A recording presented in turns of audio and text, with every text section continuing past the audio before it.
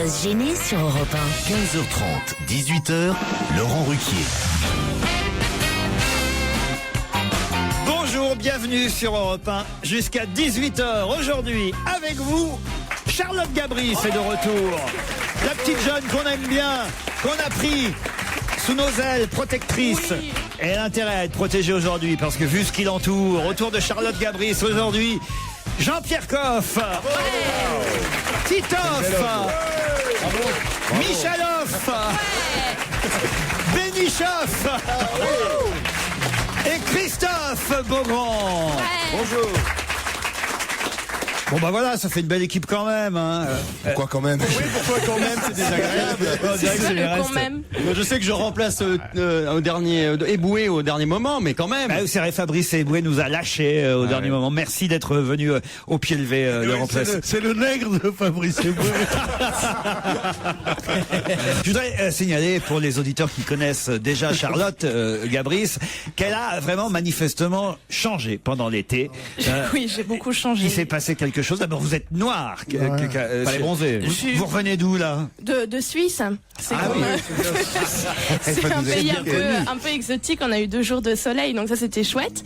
Et après, je me suis dit que je pouvais me faire les cheveux foncés, mais je me suis fait un peu casser ce matin. Déjà, on m'avait dit que je ressemblais à une Rome, mais bon après. Non, c'est pas ça. Mais si. on sent bien que c'est pas une couleur brune naturelle. Mais pourquoi? C'est la même couleur que mes sourcils. Oui. Donc, bah alors.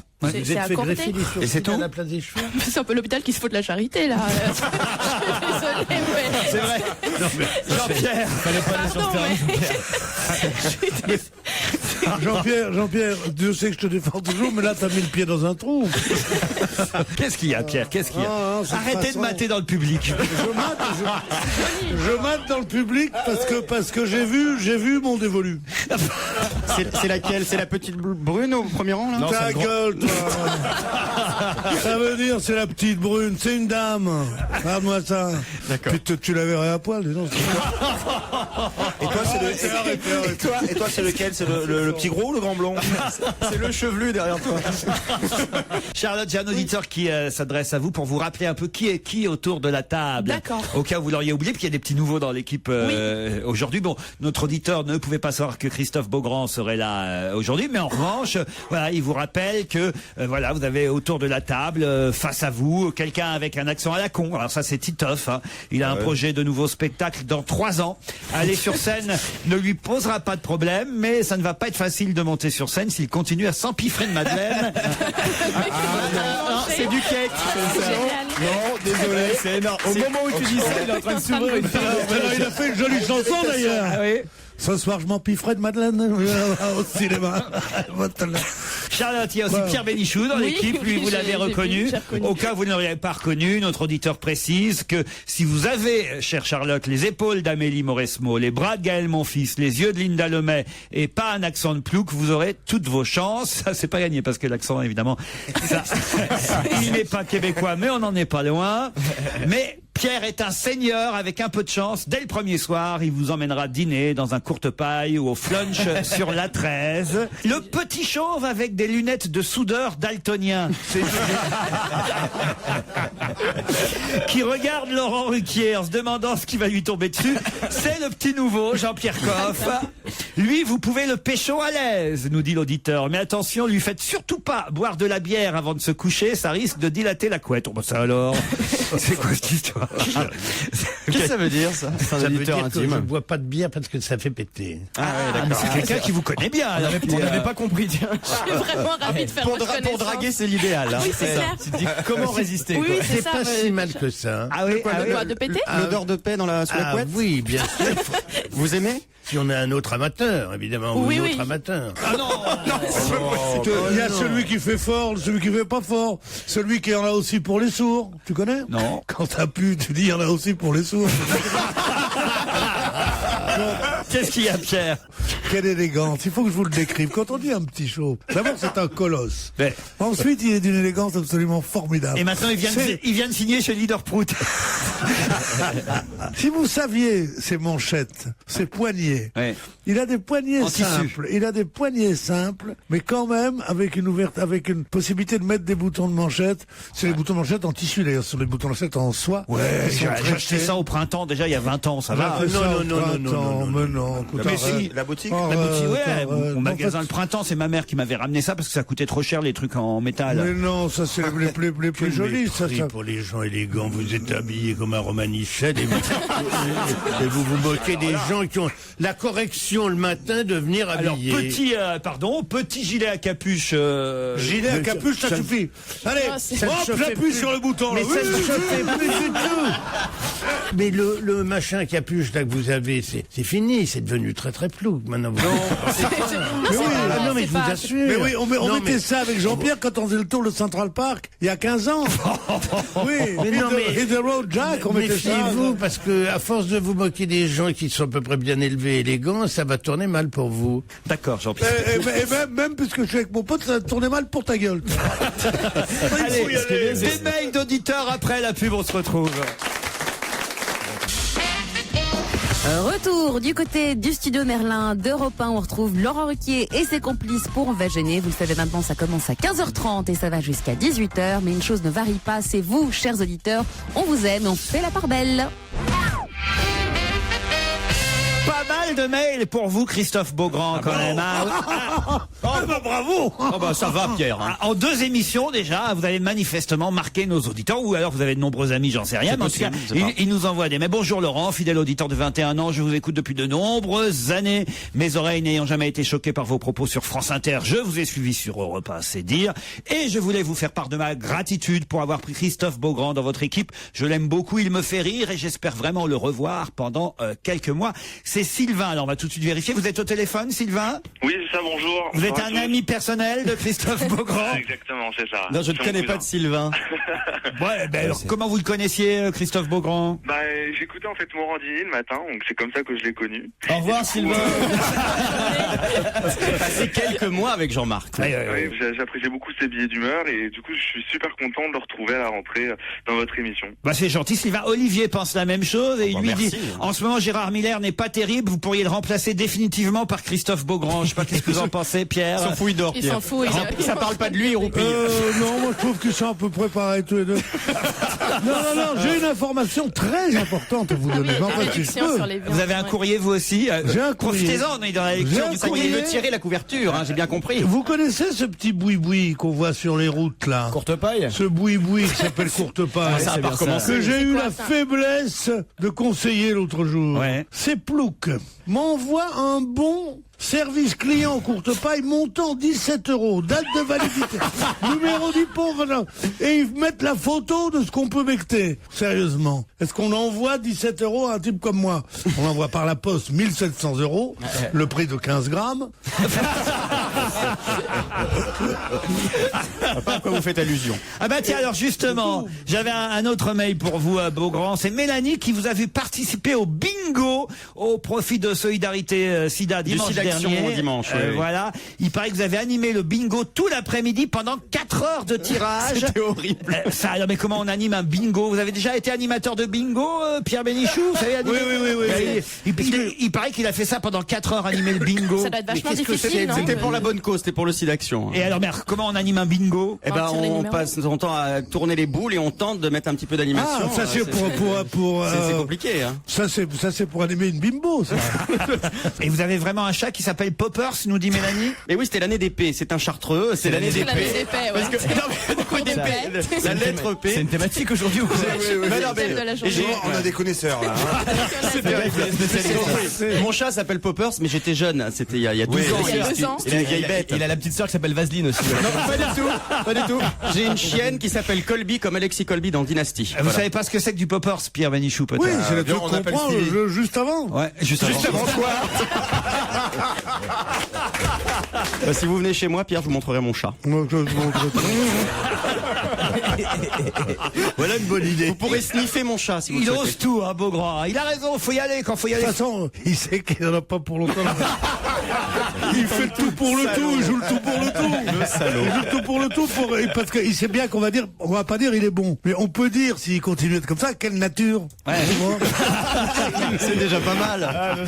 C'est vraiment des salauds. Hein. Vous avez vu Jean-Pierre dans quelle équipe vous êtes tombé? Oui, ça me fait un peu peur. Vous restez quand même? Je sais pas. Vous savez qu'on a lancé un appel hier à nos auditeurs parce qu'on trouvait que les blagues qu'ils nous envoyaient étaient un peu trop vieilles, un peu pourries. Alors là, je veux dire qu'ils ont entendu l'appel. Hein. Ils sont passés à la vitesse supérieure. Elles sont bien. Alors il y en a certaines, je sais même pas si je vais pouvoir vous les raconter. Bon, celle-ci, admettons, pourquoi pas. C'est Maurice qui demande à sa femme: dis-moi chérie, pourquoi tu ne me dis jamais quand tu jouis? Ben Maurice, tu m'as dit de jamais de te déranger au bureau. Bon, d'accord. Oui, Elle est bonne celle-là. Si, hein, elle est pas récente non plus, si, celle-là. c'est pas mal. Regardez un peu comment dire avec Joujou. Elle est bonne, mais elle est cruelle, celle-là. Hein. C'est une femme qui est en train d'accoucher, alors elle pousse, le bébé sort finalement, le médecin prend le bébé dans ses bras, il le jette à terre, il se met à sauter sur le bébé, il le roule de coups de poing, il fait toutes sortes de prises de catch au bébé pendant au moins 10 minutes. La mère est en pleurs, elle supplie l'accoucheur d'arrêter, mais arrêtez mon bébé. Le médecin relève ce qu'il reste du bébé pour le montrer à la maman et dit: mais non, je déconne, il était déjà mort. C'est horrible. Non, c'est pas drôle. Non. Si, c'est marrant. Alors je vous dis, ils sont passés à la vitesse, au-dessus, les auditeurs. Ça, c'est pas mal. C'est un petit vieux qui voit un gars en train de pêcher tranquillement au bord de l'eau. Alors le type qui est là au bord de l'eau en train de pêcher peinard sans la présence de quelqu'un derrière lui, il se retourne vers le petit vieux et il lui dit: qu'est-ce qu'il y a? Le petit vieux fait: alors on pêche? Bah oui, vous voyez, ça me détend un peu. Le petit vieux fait demi-tour, s'éloigne. Au bout d'un moment, le pêcheur entend à nouveau derrière lui: alors on pêche? Bah oui, ça me change du stress de la vie parisienne, vous voyez, oui, je pêche. Le petit vieux fait demi-tour et s'éloigne. Une demi-heure plus tard, le gars qui pêche entend à nouveau derrière lui le même petit vieux. Alors, on pêche? Le pêcheur craque, il lève 3 fois que vous me faites chier. Oui, je pêche et je veux être tranquille, merde. Et puis il plie ses affaires de pêche, il enfourche son vélo, le pêcheur, et il attaque la grande côte qui mène jusqu'au village sur la colline où il est en vacances. Il va essayer de trouver un autre coin. Puis arrivé en haut de la côte, alors qu'il est déjà en nage sous l'effort, et ta bicyclette, il se retourne pour voir le chemin parcouru, et il aperçoit en bas de la côte le petit vieux qui est en train de lui faire des grands signes. Il se dit: merde, j'ai dû oublier un truc. Il redescend évidemment avec son vélo, il arrive en bas, et l'autre il fait: alors, on fait du vélo? Ah si, elle est pas mal. J'aime bien ça. Elle est bien. Pierre, vous la connaissiez? Oui.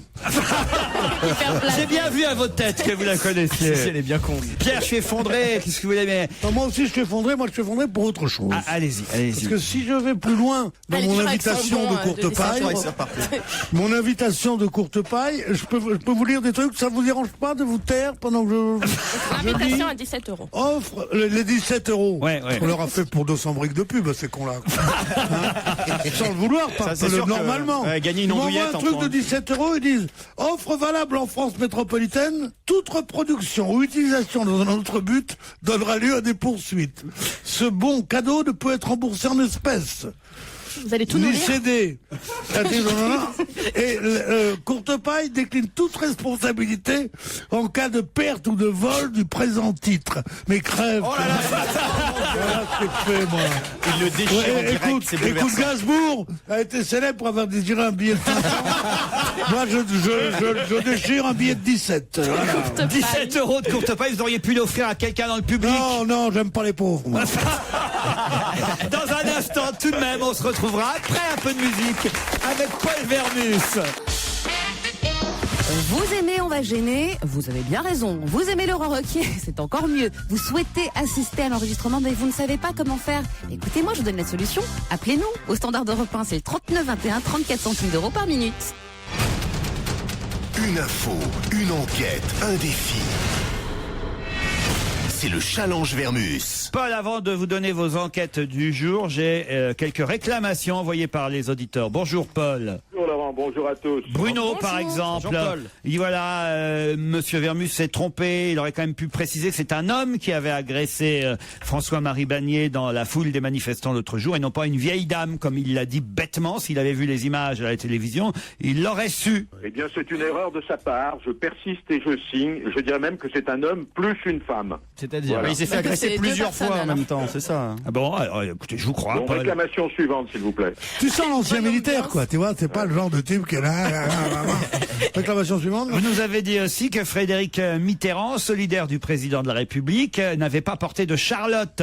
Il ne s'agit pas évidemment de notre camarade, n'avait pas porté de petit chapeau dans la grotte de Lascaux. Eh bien, c'est faux, car dans le petit journal de Yann Barthès, on a pu voir notre ministre de la Culture affublé de la tenue de protection complète, y compris la Charlotte, contrairement à ce qu'a raconté notre ami Vermus. Oui, mais les trois autres n'en avaient pas, et à un moment, l'un des responsables de la grotte a remarqué la chevelure de Frédéric Mitterrand, qui est une chevelure qui frise, et on lui a demandé surtout sur le derrière, porter la Charlotte. C'est bien la première fois qu'on le voit avec une Charlotte. D'habitude, il met pas de chapeau, pas de Charlotte. Il y a d'autres petites réclamations ou c'est fini les réclamations? Oh, c'est fini, mais j'ai en revanche des enquêtes à vous confier, Paul. Ce sont vos missions du jour. D'abord, la loi contre le port de la burqa a été définitivement adoptée hier, vous le savez sûrement, puisque après avoir été adoptée à l'Assemblée, il fallait quand même qu'elle passe cette loi devant le Sénat. Les sénateurs ont voté hier et adopté cette loi à 246 voix pour et 1 voix contre. En effet, les socialistes se sont abstenus parce qu'ils n'étaient pas tout à fait totalement contre cette loi, mais ils n'ont pas voté forcément oui non plus, donc ils se sont abstenus. Mais il y a eu 1 voix contre. Moi, j'aimerais savoir quel est le sénateur qui a voté contre Paul Vermus, puisque c'est pas écrit dans les journaux. On va le trouver. Hein. Ah, ça c'est intéressant quand même. Un mec tout seul qui vote contre la loi, ça quand même, ça mérite qu'on connaisse son nom au moins. Oui. Vous êtes capable de nous le trouver, Paul? Tout à fait. Vous savez que les couloirs de l'Assemblée et du Sénat, je connais. Hein. Qui était présent au mariage discret d'Éric Besson, puisque c'est fait, hein, en catimini, Monsieur Besson s'est marié dans son ministère. On a le droit? Ah bah oui, on a le droit. Dans son ministère, Laurent, comme je vous l'avais dit il y a quelques jours. C'est vrai. Ça c'est vrai, je dois le reconnaître. Bon, vous faites des remarques, quand c'est bon, c'est vrai que ça tombe pas tous les jours. Enfin, parfois, ça arrive d'avoir un coup de chance, quoi. Aussi. Alors, qui était là, en tout cas, au mariage? Est-ce qu'il y avait une fête au ministère? Et est-ce que c'est vrai que Madame Rachida Dati s'est déplacée jusqu'au ministère de l'immigration pour avoir pour marier Monsieur Besson? C'est courageux d'aller au ministère de l'immigration, dis donc. Ah oui? Bon, elle aurait pu se faire. Non, c'est pas facile cette enquête parce qu'il y a une chope de béton là-dessus. Comment ça? J'ai l'impression une chope de béton, pas une chape, une chope. Une chape de béton. Une chape de plomb. C'est vraiment top secret, quoi. Et c'est possible de savoir s'il y avait un buffet? Un buffet, est-ce qu'il y avait dans le buffet aussi? J'aurais bien voulu savoir. Est-ce que c'était un buffet halal? Ouais, c'est ça. Oui, bon, j'essaierai d'enquêter. D'accord, merci. Vous me demandez souvent l'impossible et c'est de plus en plus difficile ce que vous me demandez. Le président Sarkozy aussi était en visite hier à Villeneuve-le-Roi où il a rencontré des ouvriers du bâtiment.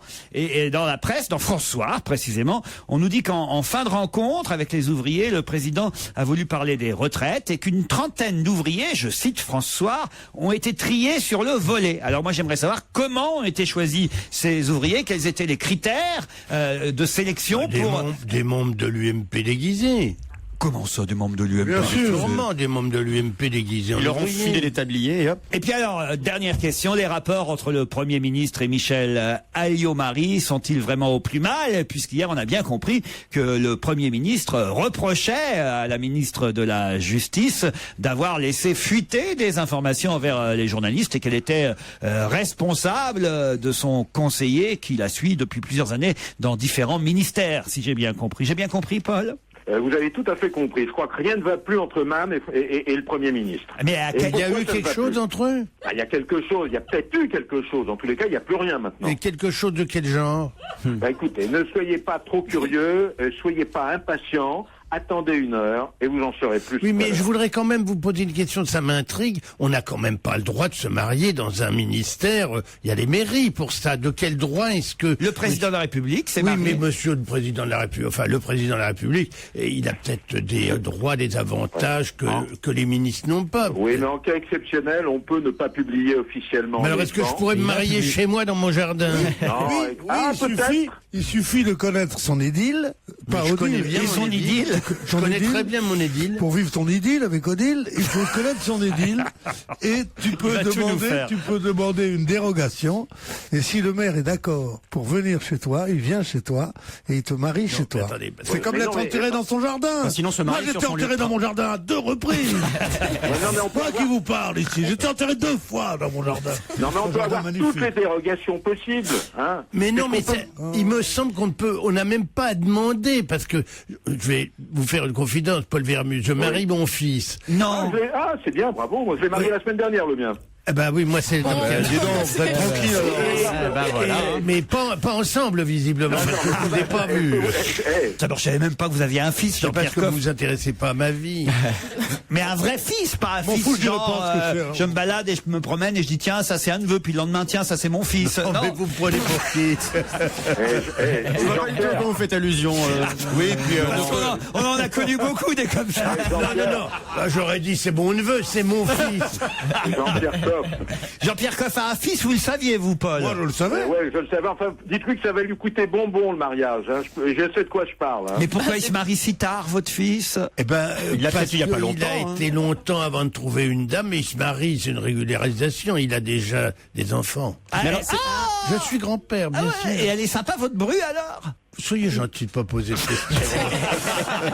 Vous voyez bien que là, c'est moi qui raconte, c'est pas l'inverse. Et donc, dans votre jardin, vous allez faire le mariage avec Ben, je sais pas. le curé si du je- coin. Je ne sais pas si j'ai envie que ça se passe dans mon jardin. C'est ça le problème. Putain, c'est le traiteur qui doit avoir la trouille. Ah, il doit angoisser le mec. Le traiteur, vous imaginez le traiteur, on lui dit, il y a un mariage, c'est le mariage chez monsieur Jean-Pierre Coff, le traiteur, il balise, quoi. Alors, il va y avoir 850 Knacky Ball Leader Prize, tu vas voir. Ça va être Non, super. non, mais demander à Alain Ducasse. il y a pas, c'est dans l'intimité. Il n'y a pas un barnum incroyable. Il y a combien de personnes invitées? Il y en a 20. C'est une grande fête. C'est vous qui faites la cuisine alors, Jean-Pierre. Exactement. Vous allez pouvoir rentrer. Michel Drucker est Mais pas invité. du tout, pourquoi? Enfin, quand même, vous travaillez avec Michel Bah, Drucker. écoutez, vous aussi, vous n'êtes pas invité. Vous avez qui comme people? Est-ce que vous avez des people à votre mariage? Christophe Beaugrand, il connaît bien les gens de chez Gala, on peut vous faire, on peut vous sponsoriser le mariage. Oui, mais alors pas en 3D, hein. On peut avoir Y a pas la place. On peut avoir du petit sel et courte paille si tu veux pour 17 euros. Bon, ça va, compte pas, c'est fini. Hein, Et alors, il y aura qui comme people, quand même? Il y en aura pas. Ah, bah, si. Non. Jean-Luc Delarue, Jean-Luc Delarue, vous avez Ah, travaillé. non. Non. Non. il veut pas jeter de la poudre aux yeux, lui, il a pas. Allez, on se retrouve après les titres de 16h. On va se gêner. Laurent Ruquier et toute sa bande. Jusqu'à 18h sur Europe 1. Nous sommes ensemble depuis 15h30 avec Charlotte Gabri, Jean-Pierre Coff, Christophe Beaugrand, Jérémy Michalak, Pierre Bénichou et Titoff. Sans oublier Edith et Mathieu, deux de nos auditeurs qui ont choisi de s'affronter pour peut-être partir au château de Rochecotte. Ils auront droit à l'un ou l'autre à un week-end dans une des 35 chambres spacieuses de cette ancienne demeure du prince de Talleyrand au cœur des châteaux de la Loire et des vignobles de Bourgueil. Vous êtes là, Edith? Oui, je suis là, ça claque, hein. Oh là là, ça donne envie, hein. Ça claque tard. Ça déchire grave. Ça claque sa mère. Ah, ça déchire grave. Mais quel âge vous avez, Edith? J'ai 52 ans. Putain, elle est en place, Edith. Hein. Non, ça claque. Putain, tu représentes. Hein. Ah, je suis comme vous, hein. T'inquiète, Je on suis est jeune, là. hein. Wesh, ma gueule, ça va, Edith? Ouais. Qu'est-ce que vous faites à 52 ans, Edith? Eh ben, je suis maman au foyer. Très bien. Et tu kiffes, Ils Edith? sont grands. Et maintenant, je passe mon temps à leur faire de la cuisine quand ils rentrent à la maison. Comme Jean-Pierre Coff. Ça, c'est très Voilà. bien, madame. À Moulins, dans l'Allier. Ouais, c'est ça. Bon, Il n'y a pas grand-chose d'autre à faire que de faire la cuisine. Oh, c'est très joli, Moulins. Moulin, c'est une merveille. Quel racisme anti-campagne. Non, Les gens sont pas contents. Non, il y a un musée du vêtement formidable. Il y a quoi, il y a quoi? Il y a un musée On du a costume. depuis quelques années le musée national du costume de scène. Mais oui, c'est pas mal, c'est ça. tout à fait Il y a magnifique. Teddy qui est né là-bas aussi. Extraordinaire sur Maria Callas en ce moment. Exactement. Teddy, elle se reconnaîtra, elle est née là-bas à Vous voyez, Moulin. hein. Mais wesh, ma gueule, tu préfères pas Maria Carré? Mathieu est à Aiselin, en Moselle. Bonjour, Mathieu. Il n'y a pas de Teddy là-bas. Bonjour à tous. Ça va bien, Mathieu? Ouais, ça va très bien. Oui. Bonjour Mathieu. Quel est son métier, Mathieu? Alors, je suis conseiller en formation. Mathieu est en Moselle, Edith dans l'Allier, et peut-être bientôt l'un ou l'autre dans le Val-de-Loire pour bénéficier du château du XVIIIe siècle, le château de Rochecotte. Un week-end vous sera offert si vous répondez à cette question. Pourquoi parle-t-on beaucoup dans la presse ces derniers jours? Attention, vous avez seulement 10 secondes avant mes camarades. Pourquoi parle-t-on beaucoup dans la presse depuis dimanche du couturier Franck Fernandez? Franck, comment? Fernandez. On le connaît sous un autre nom, Franck Fernandez? Fernandez? Oui, Fernandez. Oui, parce que Parce sinon, qu'il a fait- vous va tomber sur Christian Franck Lacroix, Fernandel, hein. Attends, ça n'a rien à Parce voir. qu'il a fait une robe pour quelqu'un? Oui, bien sûr. Et pour Lady Gaga? Et oui. Une robe avec de la viande. Avec de la viande, En ouais. viande. La robe avec de la viande. Excellente réponse de Charlotte C'est la robe Gabri. en carpaccio. Ouais. C'est une photo qu'on voit partout dans les journaux. Vous pouviez en 5 secondes, je vous parle d'un couturier, paf, Ah oui, je l'avais lu ce matin sur le journal, mais j'avais pas noté le nom du... Elle est géniale cette robe. Hein. Bah, c'est super, elle peut aller faire un barbecue avec des à Marseille, nous souvent on se fait des barbecues, elle peut s'asseoir dessus, tout ça, c'est super. Vous avez vu la robe de Lady Gaga, Pierre Bénichou, une robe avec des morceaux de viande. C'est chouette, Jean-Pierre, vous devez adorer. Non, franchement. Je sais même pas qui c'est Lady Gaga. Comme le manga ou le... Lady Gaga, c'est une chanteuse, Jean-Pierre. C'est pas Madame de Bédancourt? Non. Ah non. Si, mais sans robe. C'est ce qu'il y a de pire. C'est ce que j'appelle de l'épate bourgeois. Ah bah elle a mis de la viande sur ses cuisses. Oh, dis donc. C'est une vulgarité épouvantable. C'est Juliette Bidoche. Non, franchement, c'est joli. Non, c'est sympa. C'est pas tout à fait original ce qu'elle vient de lancer, Lady Gaga, parce que c'est la mode du moment. Libé, le 3 septembre dernier, c'est ce que nous racontait ce matin Marie-Joëlle Gros et Catherine Malaval dans ce quotidien. Libé, déjà le 3 septembre dernier, avait évoqué la tendance viande de la rentrée dans l'habillement. Il y avait la tendance fourrure avant, maintenant c'est la viande. Oui, vous avez des chaussures bacon, par exemple. Bien sûr, moi j'ai un slip en escalope milanaise. Des chaussures bacon, des cravates en viande hachée, par exemple. Le seul problème, c'est que t'es un peu copain avec tous les chiens du quartier, quoi.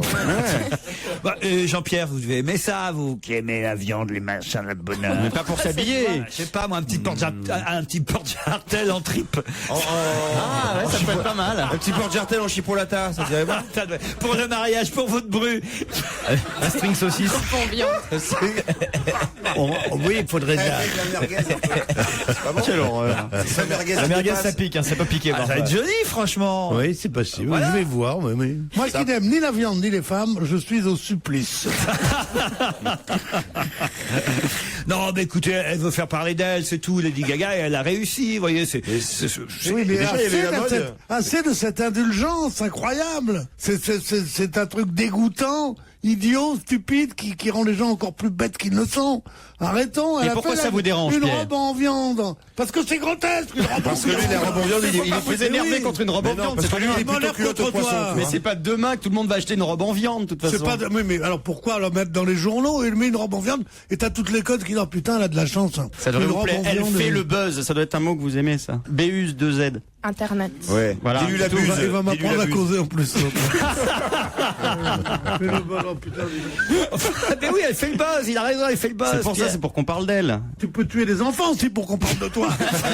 C'est ce que vous avez fait déjà. Ça veut dire ça. Là, vous mettez le doigt sur un côté rigolo, mais la réalité, c'est qu'il y a quand même plein de gens qui crèvent de faim et qui, voyant ça, doivent se révolter. Ben ouais, c'est comme les mecs qui déchirent des bons pour aller chez Courtepaille.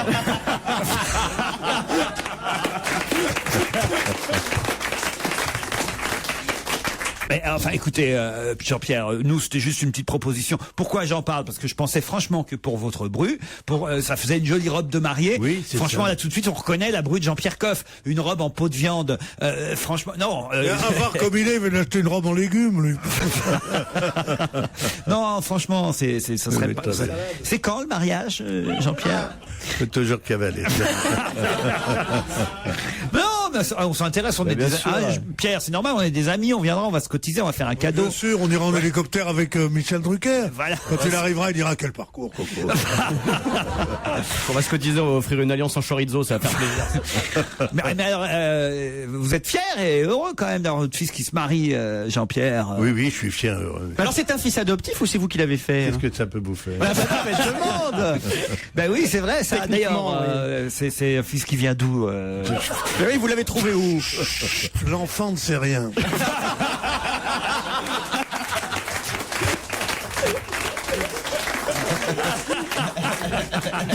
Vous êtes toujours là, Edith et Mathieu? Oui. Bah écoutez, c'est perdu. Vous n'avez rien gagné, mais avouez, vous serez bien marré quand même. On vous embrasse tous les deux. On va se gêner. Laurent Ruquier et toute sa bande. Jusqu'à 18h sur Europe 1. Et jusqu'à 18h, vous écoutez On va se gêner avec Laurent Ruquier à ses côtés aujourd'hui. Pierre Bénichou, Christophe Beaugrand, Jérémy Michalak, Titoff, Jean-Pierre Coff et la seule fille, mais pas des moindres, Charles Gabris.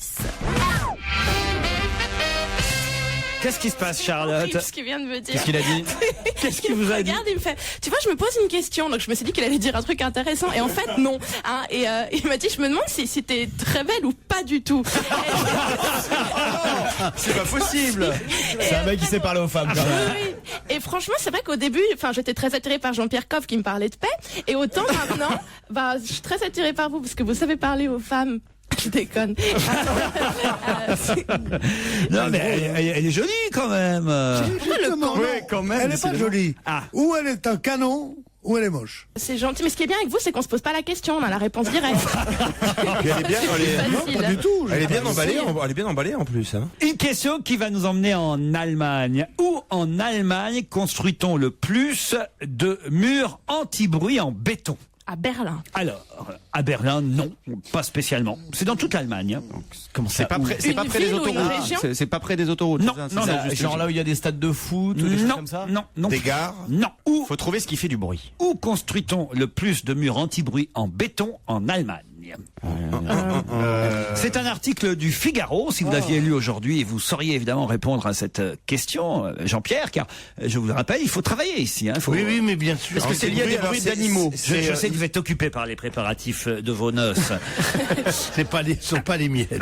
Mais quand même. En fait, c'est des murs anti-bruit en bordure, à côté des campements de Rome. Mais comme chaque fois ils se déplacent, alors ils sont obligés de refaire un mur, en fait. Pierre. Oui, je vous demande. Je vous vois en train de parler dans le public. Je parle à mon public, oui. Vous draguez, mais c'est à 3 jeunes garçons que vous parlez, enfin. Je crois qu'il a la vue qui baisse, là, ça y est. Il se fait copain avec eux parce que les filles sont avec eux, je crois. C'est la vieille technique, il se fait copain d'abord avec les mecs. Mais ils sont pas ensemble. Et ils vont te péter la gueule, les mecs. Ils t'attendent à la sortie. Ils vont me péter la gueule avec quoi? Avec la langue?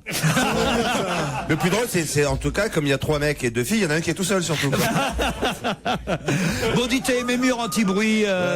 Près des forêts où il y a des animaux. Près des forêts où il y a des animaux, Charlotte, expliquez alors. Parce que des cerfs, ils font énormément de bruit en Allemagne, ils sont assez réputés pour ça. Les cerfs allemands? Les cerfs allemands, en mars, fin mars. Et ils ont construit des murs pour pendant éviter la fête de les la bière, en fait. Non. Pendant la fête de la bière. Pendant la fête de la bière. Oui, les cerfs pètent. Ça recommence. Parce que les mecs après la fête de la bière, ils s'arrêtent en bordure de forêt pour servir leurs petits besoins et les cerfs sont bourrés. Est-ce que c'est un lieu festif? Près de lieux festifs? Est-ce que c'est par exemple, on peut pas dire ça. Une boîte de nuit. Une boîte de nuit, une discothèque, ou un endroit de concert? C'est près des terrains de foot? Non plus. C'est en ville ou c'est à la campagne? Non, c'est plutôt dans les villes. Est-ce que c'est près de toi, mon Dieu, non? Non. Bien ça. Non. Mais alors, ça fait un tollé, évidemment, en Allemagne, parce que les statistiques ne sont pas en faveur de nos amis et cousins germains. Près des églises. C'est là où il y avait l'ancien mur de Berlin, en fait. C'est non, pas du tout. Non, je vous ai dit, c'est pas spécialement à Berlin. Non, c'est dans toute l'Allemagne. Ce sont des gens qui font du bruit. Autour des écoles. Autour des écoles. Pas seulement les écoles. Des crèches. Les crèches et les écoles. Bonne réponse de Jérémy Michalak et Jean-Pierre Coff. C'est horrible. Les Allemands ne supportent pas le bruit des enfants. Ils les trouvent trop bruyants. Et vous avez des origines allemandes. Oui, tout à fait. C'est trop bruyant. Je n'aime pas les enfants. Mais c'est vrai que des fois j'aime bien les enfants, mais des fois j'ai envie de leur dire Ruhe verdammt nochmal. C'est juste ça. Voilà. Mais je peux comprendre. Mais vous avez été élevé en Allemagne vous-même? Oui, c'est pour ça. Votre maman est allemande. Ma mère est allemande. Alors comment elle vous parlait, votre maman? Non, mais elle était adorable avec moi. Mais elle, par exemple, quand je dormais, je voulais pas. Elle disait Est-ce que tu schlafen? Puis t'as juste envie de dormir parce que t'as pas envie de contredire. Ça veut dire bonne nuit, mon bébé. Oui, c'est ça. Mais alors, sauf que là, on nous dit pas que ce sont les parents qui sont bruyants. On nous dit que ce sont les enfants et que les voisins des crèches et les voisins des écoles ne supportent plus le bruit des petits enfants allemands. Ils parlent fort, les enfants allemands. Ah oui. Oui. Les enfants sont aussi. Déjà, c'est pas une langue douce à la base. Si vous avez un appartement ou n'importe quoi à côté d'une école ou même à la campagne, c'est insupportable. Oui, mais il y a les chants allemands en Allemagne, ce qu'il faut savoir. Donc ça le pire, paraît-il, et je ne dis pas du tout un truc que les handicapés ne m'en veuillent pas, c'est une réalité. Ah oui. Françoise Dolto vivait au-dessus d'une école, son appartement était au-dessus d'une école de sourds-muets. Et elle disait, les bruits que font les enfants sourds-muets, les hurlements qu'on entend, comme ça, c'est bien pire que toutes les écoles d'enfants qui parlent. Oui, imagine les sourds-muets allemands. Eux, ils s'en foutent, quoi, tu vois. Ils s'entendent pas, donc ils crient. Ils tirent les chaises. Non, mais moi, je voudrais rendre cette émission un peu culturelle, comme ça. Tu crois au contraire que c'est une sorte de silence? Pas du tout. Pas du tout, c'est très très bruyant. Mais quand vous dites que les Allemands n'aiment pas les bruits d'enfants, c'est pas vrai. Parce que moi, pendant la guerre, maman avait un ami allemand. Et il m'arrivait de pas avoir envie de me coucher. Je veux pas me coucher. Ben, il m'a jamais battu. Hein. C'est vrai? Non, il me mettait un peu de gaz dans ma chambre. Non, mais il était très gentil, Hans. Il est gazé la Ah oui, là, il avait offert une combinaison en soie à ma mère. Une combinaison noire très jolie. Elle était obligée de la donner quand elle a été tondue après la libération. Mais oui, c'est des souvenirs un peu douloureux, ça. Non, alors écoutez, vous savez qu'on a plusieurs associations de relations franco-germaniques qui nous écrivent régulièrement pour nous dire que les clichés qu'on transporte et qu'on trimballe sur l'Allemagne dans cette émission deviennent insupportables. Insupportables. L'Allemagne, c'est fini la Deuxième Guerre mondiale. Ah bon? Surtout Surtout ne le dis pas aux Juifs que je cache dans la cave.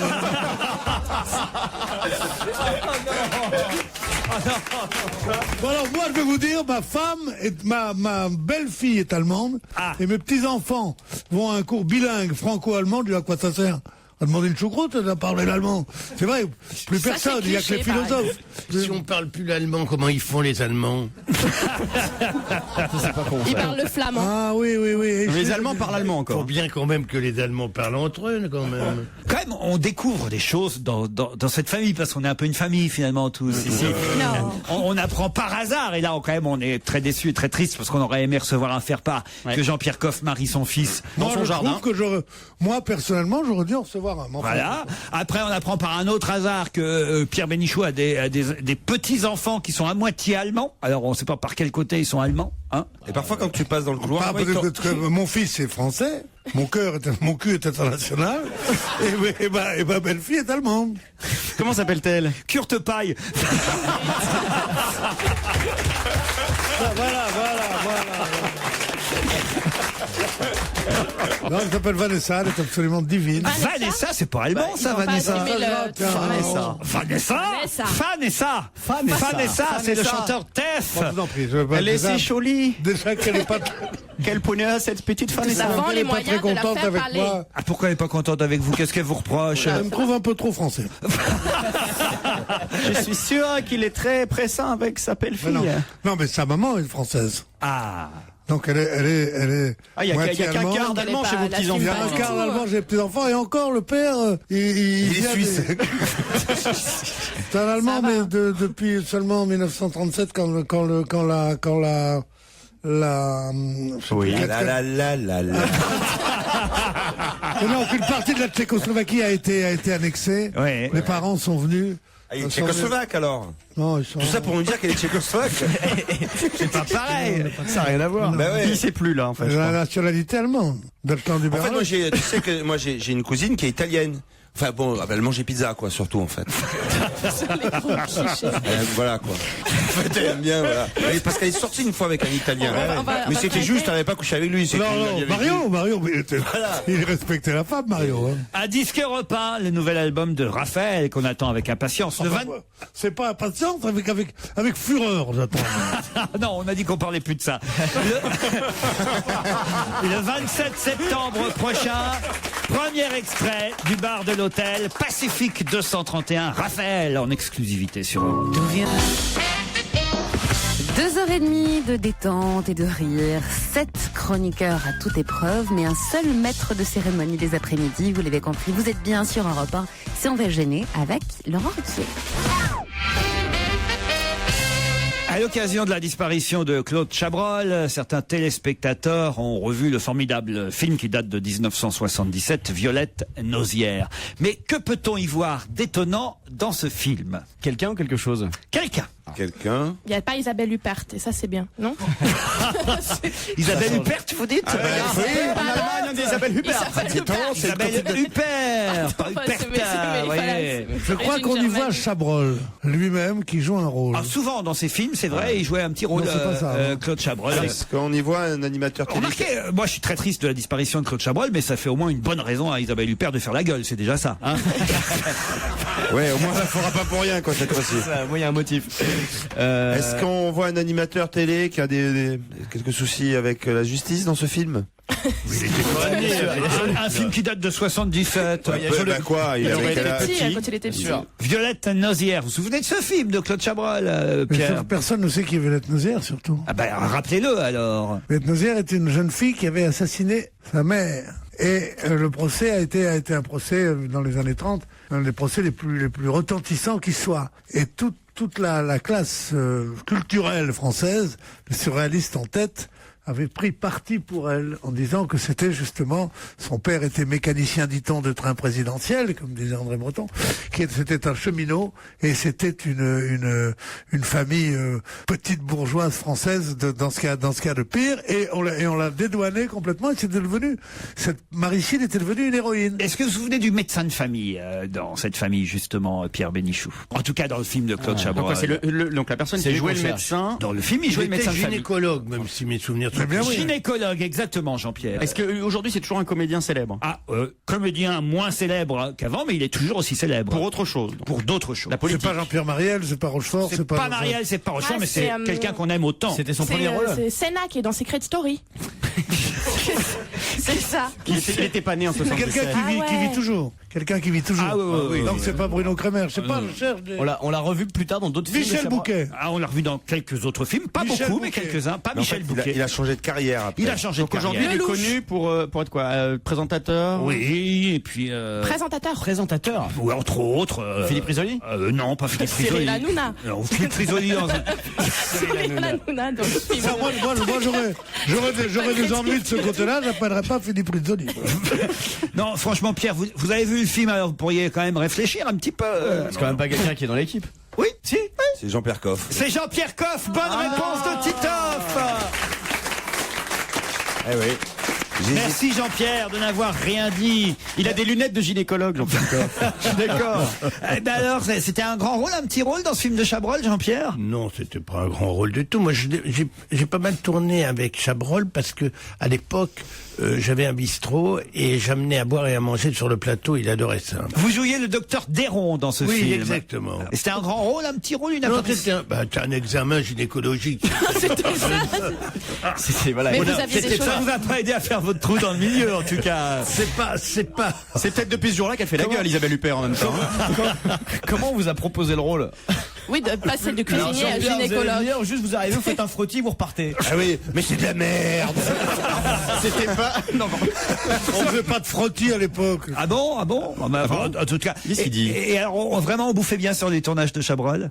Ah oui, c'est vraiment sans bouffer les condition. chattes toute la journée.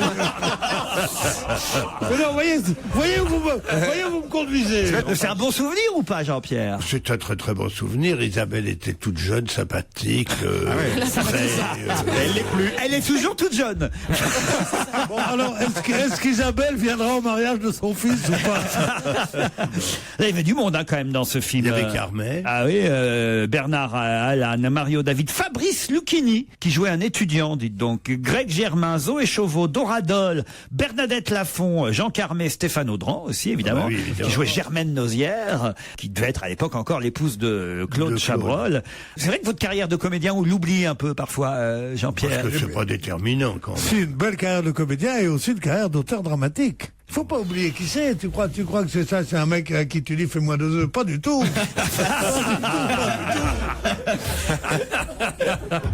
Non, moi je voudrais quand même qu'on vous réhabilite un peu en tant que comédien dans cette émission. Ce sera notre but cette saison. Très bien. Jean-Pierre.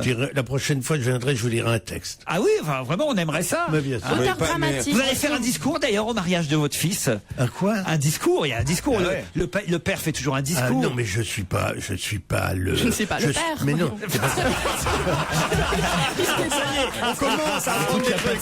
Je ne suis pas le maire. Non mais si tu dois dire un texte, moi je veux bien dire quelques phrases, quelques vers de Violette Nozière. Ça va aller. Ah oui, ça va aller dire. Elle a tout compris à l'émission, Charlotte. Non, ça va aller, pas besoin.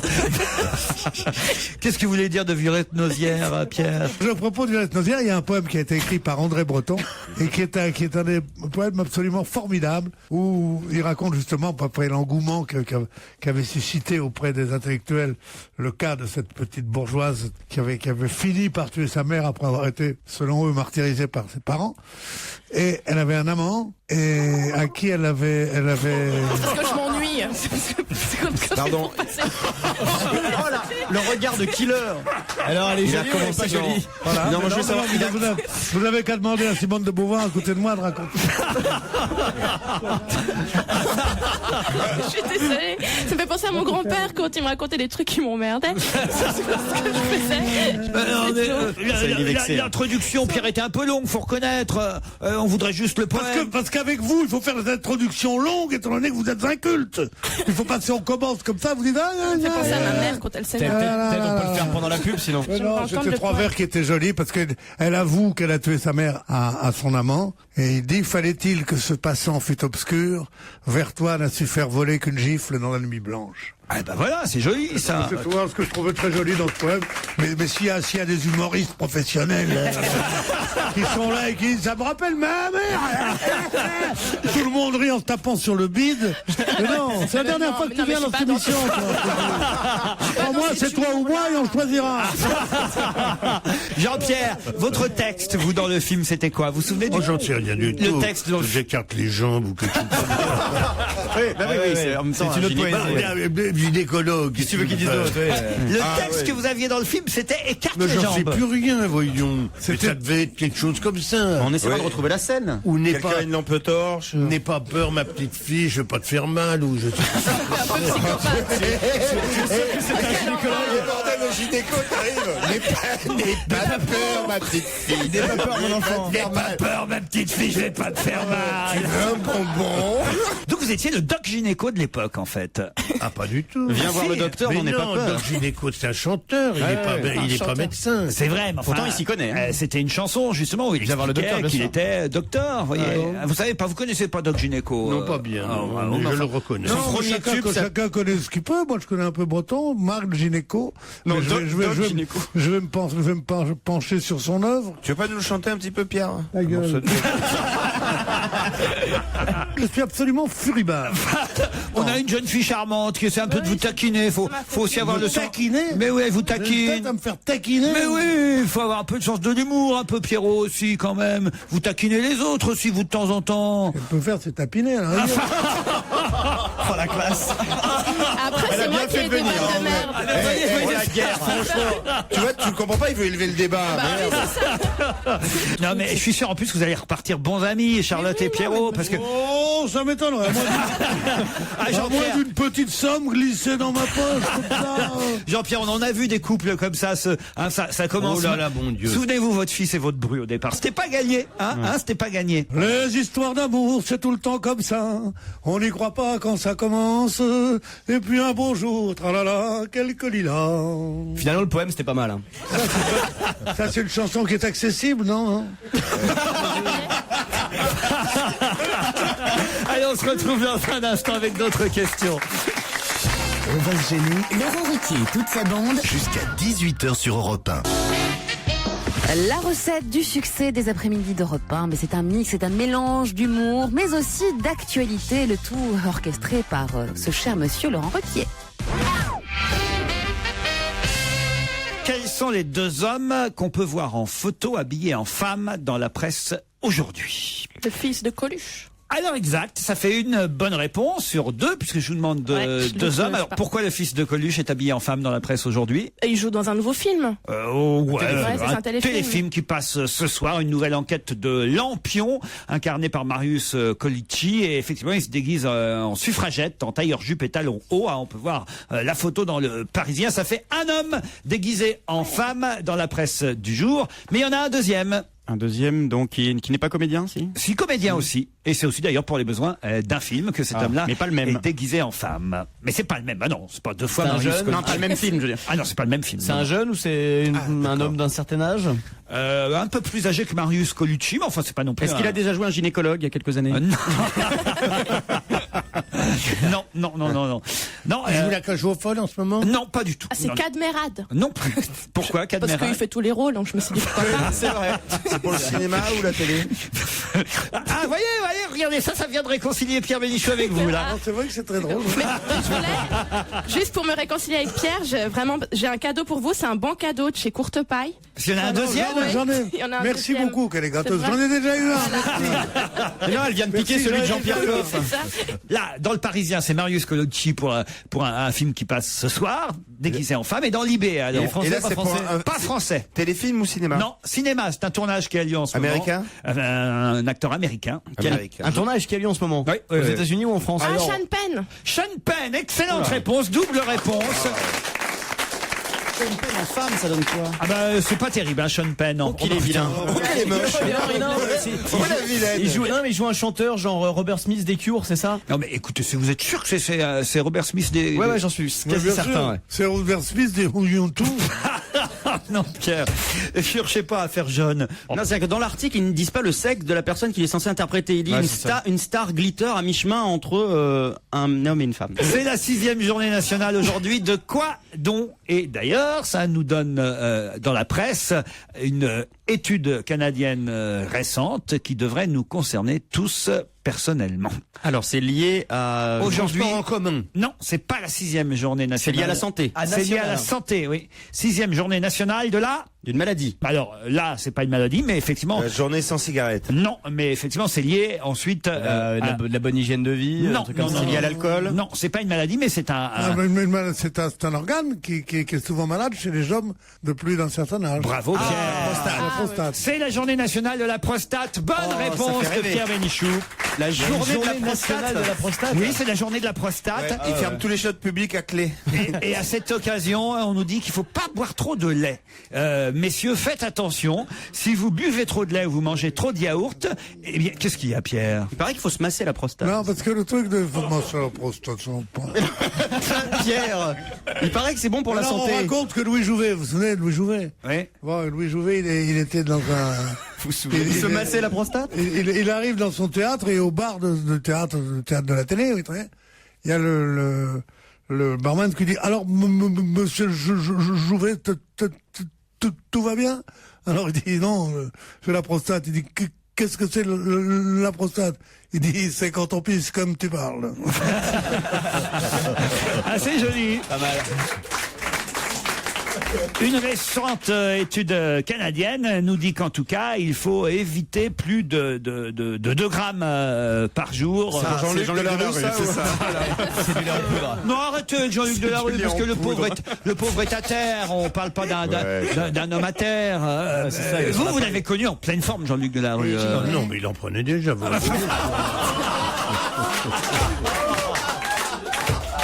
C'est bien d'avoir des amis comme ça pour vous défendre. Ah, mais ça n'est pas mon ami. Ah oui, d'accord. Ça n'est pas mon ami. Je le considère comme une cuvette de shot de gaz. Qu'est-ce qui vous a fait? Ne parlez fait? pas de lui, ça ne m'intéresse pas du tout. C'est un pote à Depardieu aussi, C'est un non-sujet. Il vient au mariage? Non. Personne ne connaît Jean-Claude Delarue avant moi. Jean-Luc Delarue. Jean-Claude, c'est son père, justement. Oui, bien sûr. Celui qui s'est occupé des transports, des machins, des usagers. L'association pour les Association de usagers. défense des usagers. Quand il avait 2 jours, il était né depuis 2 jours. Jean-Luc, je suis allé accompagner ma mère, qui connaissait la sienne, à la clinique. Ah bah, ça vient de Et là. j'ai porté ce petit verre d'œuf dans mes bras. Eh ben, voyez le résultat. Et je lui dis pas plus de 3 biberons par jour. T'as vu la bonne fée qui s'est penchée sur le berceau de Jean-Luc C'est Delarue? dommage, j'aurais pu lui envoyer aussi des bons courtes pailles pour lui aussi. pas trop de lait, c'est messieurs. dégueulasse. Pas trop de lait pour votre prostate. Oui, mais alors là, je voudrais savoir pourquoi. Il faut une explication. Ah bah écoutez, je vais vous dire, selon les chercheurs de l'Université de Montréal, auteurs de cette étude, je cite, c'est un consomme plus de 470 grammes par jour de produits laitiers. Le risque d'être atteint d'un cancer de la prostate est 2 fois plus grand qu'avec une consommation de l'ordre de 125 grammes. Cet effet délétère du lait s'expliquerait par sa teneur élevée en matière grasse, cher Jean-Pierre, en hormones et en calcium, qui constituent des facteurs de risque pour le cancer de la prostate. Alors attention, faites attention au nombre de yaourts que vous mangez, au litre de lait que vous buvez, il ne faut pas en abuser. Bon, ça correspond quand même à 16 yaourts nature par jour. Ah oui, c'est beaucoup 16 yaourts. Les témoins de chez Nova. Ou alors 2 litres de lait demi-écrémé par jour. Quand même, 2 litres de lait demi-écrémé, ça peut se boire. Combien 2 litres, ça fait beaucoup quand même. 2 litres et 12 yaourts. Moi, 2 litres, je bois même pas ça en vin, moi. Alors. Évidemment, ça vous concerne moins, vous, Charlotte, parce que... Si, ça me concerne. vous n'avez pas de prostate, si, je vous promets. Je peux éviter que mon futur fils ait le cancer de la prostate, et puis je l'allaite pas. Et voilà, pareil. Mais alors, le lait maternel, ça va. Puisqu'on en est dans les petites choses, voilà, un peu intimes, on aime bien apprendre à se connaître. Vous avez un compagnon, un fiancé, Charlotte? Non. Non. Change de couleur de cheveux. Je le comprends. Avec Pierre, ça va se faire, je pense. Ouais, je sens que j'ai mes chances avec Pierre. Vous cherchez quelqu'un? Non, pas spécialement. Ah bon, mais non. dans quel style vous êtes autrement? Non, j'ai pas de style particulier. En tout cas, je sais ce que je veux pas. Ouais, il y en a 3 qui sont super chauds derrière dans le public. Ouais. Depuis tout à l'heure. D'accord. Oui, c'est ce que je disais. Je sais ce que je veux pas. Désolé les mecs, j'ai tenté pour vous. C'est tout ce que j'ai pu. Qu'est-ce qu'il y a, Pierre? Non, je trouve qu'elle a du... C'est pas de la réplique comme ça. Du répondant. De la répartie. Je suis pas un exégète, moi, je suis un interprète. Elle a de la répartie, c'est vrai vous voulez dire. Chaque fois que t'écris pas tes textes, t'étais paumé. C'est pour ça, à la SACEM, il vérifie tous les jours si Pierre voilà, dit bien les textes qu'il a déposés. Il est payé en droit d'auteur. Ah bah, Pierre, c'est le roi de la SACEM. C'est normal, mais je travaille tellement... Vous vous rendez pas compte, c'est comme les profs qui disent je n'ai que 10 heures de cours par semaine, mais j'ai 40 heures de préparation et 30 heures de correction de copie. Moi aussi, j'ai ça. J'ai facilement, pour une émission de 2 heures et demie, j'ai facilement 10 heures de préparation. Vous comptez pas la demi-heure de l'invité d'honneur, parce que c'est vrai que là, on vous entend un peu moins. Non, là, je me repose un peu. Oui. Vous préparez les 8 heures passées chez Castel, tu les comptes ou pas? Castel est fait un endroit où allait mon père et qui est fermé depuis très longtemps. Ils vont rouvrir, paraît-il. Je ne sais pas, parlez-en à des gens dont c'est le métier. Moi, il y avait un papier dans le Figaro l'autre jour sur Castel et Pierre, d'ailleurs, votre témoignage a été recueilli par un ou une journaliste du Figaro. Je ne sais pas si vous l'avez lu, ce papier, Pierre Bénichou. Et il disait quoi, Pierre, alors? J'ai essayé de retrouver le papier là parce que c'est quand même intéressant. Ça va rouvrir effectivement ce lieu mythique que même les provinciaux connaissent grâce, entre autres. Ils connaissent bien la porte d'entrée, surtout. Et la chanson aussi de Jacques Dutronc, quand même, les Playboys de chez Castel. Ce qui est rigolo sur la photo qu'a publié le Figaro, je sais pas si vous l'avez vu, c'est qu'on y voit Édouard Baird et Frédéric Becbédé, mais alors ils étaient des gamins, ils allaient déjà chez Castel. Je les détestais, moi. Ils avaient 17 ans. Ils avaient fait le Cacaz Club, ils trouvaient que c'était drôle. Josie, qui témoigne, qui a été à un moment donné la physionomiste. Elle n'a jamais été, Josie. Elle est venue 3 mois quand Facien a racheté, c'était personne. Oh là là, vous y alliez vraiment que de temps en temps. Elle témoigne sur vous, pourtant elle parle de vous, Josie. Vous l'avez vu, Josie? Elle dit quoi, Josie? Un soir, Pierre Bénichou s'est fâché de voir que j'acceptais des clients sans veste. le vieux con. J'ai rêvé d'être physio, en fait. Je lui ai répondu qu'il fallait un peu de vie dans cette boîte vieillissante. Oh putain. Je comprends pourquoi il aime pas Josie. On ne l'a plus vu pendant 1 mois, puis il est revenu et maintenant nous sommes devenus amis, dit-elle. Tout est faux. Europe 1, on va se gêner. Do, ré, mi, fa, si, liado. Serge, vous nous proposez un bêtisier aujourd'hui. Oui, mercredi en général c'est bêtisier. Alors bien sûr, le menu du jour, des bafouillages, des bégaiements, des perles d'inculture et ces incontournables lapsus sans lequel on pourrait pas faire un bêtisier radio. Alors on commence par un petit hoquet très mignon qui perturbe l'élocution de Claire Chazal. La vôtre aussi. Moi j'ai fini la nuit au cœur samba. Qui perturbe l'élocution de Claire Chazal en plein flash d'information. Écoutons. Madame, monsieur, bonjour. Pour ce flash à la mi-temps du match de football, avec la mise en service surtout des TGV Méditerranée. Un télégramme de la société Boeing suggérant l'inspection des fixations des réacteurs des Jumbo Jet. Quant au professeur Jean Loig, il a fait savoir qu'il souhaitait être inculpé. Le point sur cette affaire confuse avec Albon Micotti. Police australienne confirme que le chanteur du groupe populaire In Excess, Michael Hutchence,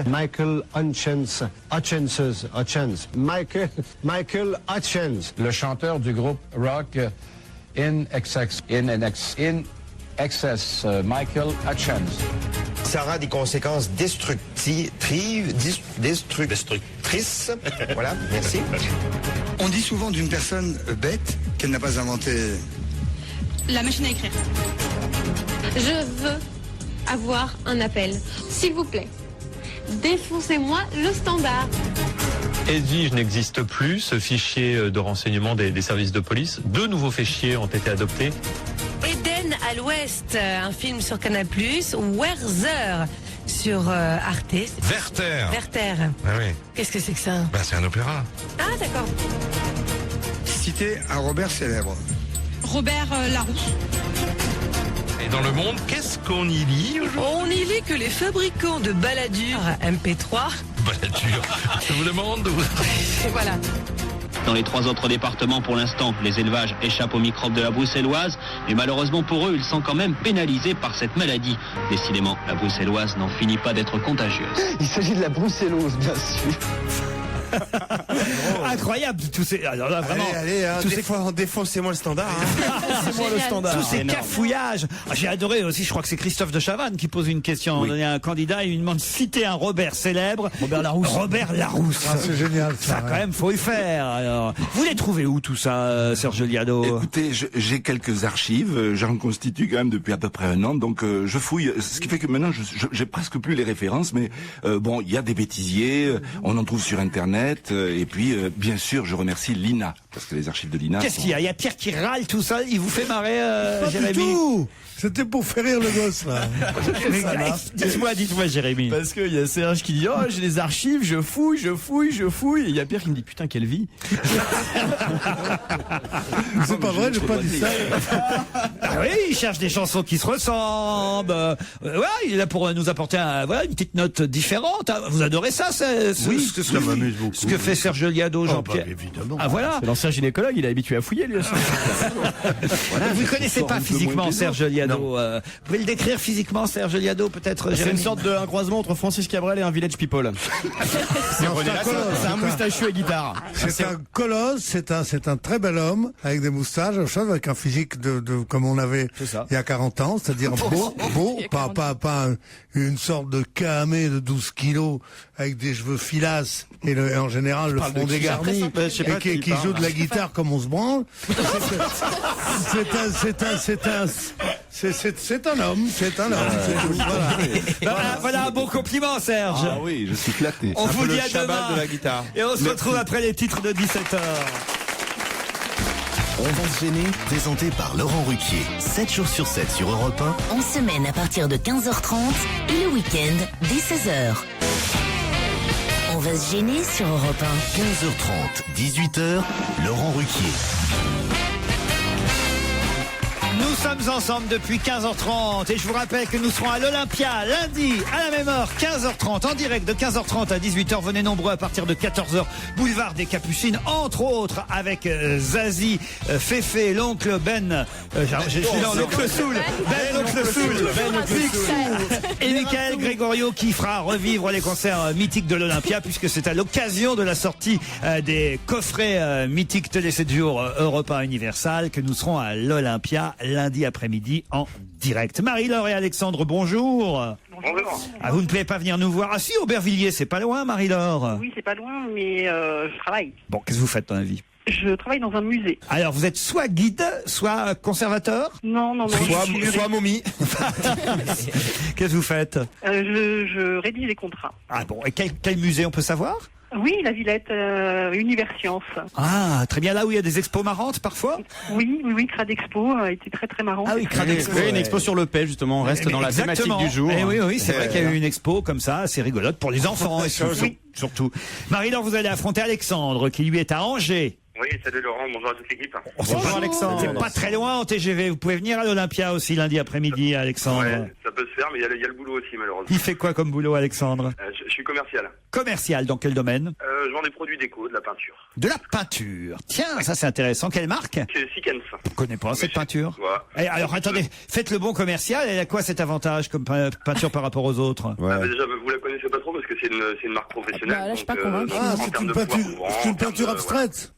Non. Et alors, c'est utilisé par les pros. Pourquoi? Qu'est-ce qu'elle a comme qualité? Ah bah, elle couvre beaucoup mieux. Elle a un meilleur tendu, un aspect beaucoup plus voilà. Elle est chère. Elle est chère par rapport à la Ripollin, par exemple. Quel avantage? Par rapport à la Ripollin, c'est quasiment du x2 quoi. Ah ouais, Elle est plus chère que la Ripollin. C'est du x2, mais on a un petit rabais si on en achète plusieurs pots. Ouais, non, vous voyez ça avec moi et puis on pourra s'arranger. Bon, très bien. Vous voulez faire refaire les peintures en ce moment là? Non, pas spécialement. Mais enfin, C'est dans les vieux pots qu'on fait la meilleure peinture, il n'y a pas de problème. bien sûr, Pierre. Mais, Moi, je ne le contredis plus. Moi, je dis rien. Il fait bonne vanne sur bonne vanne.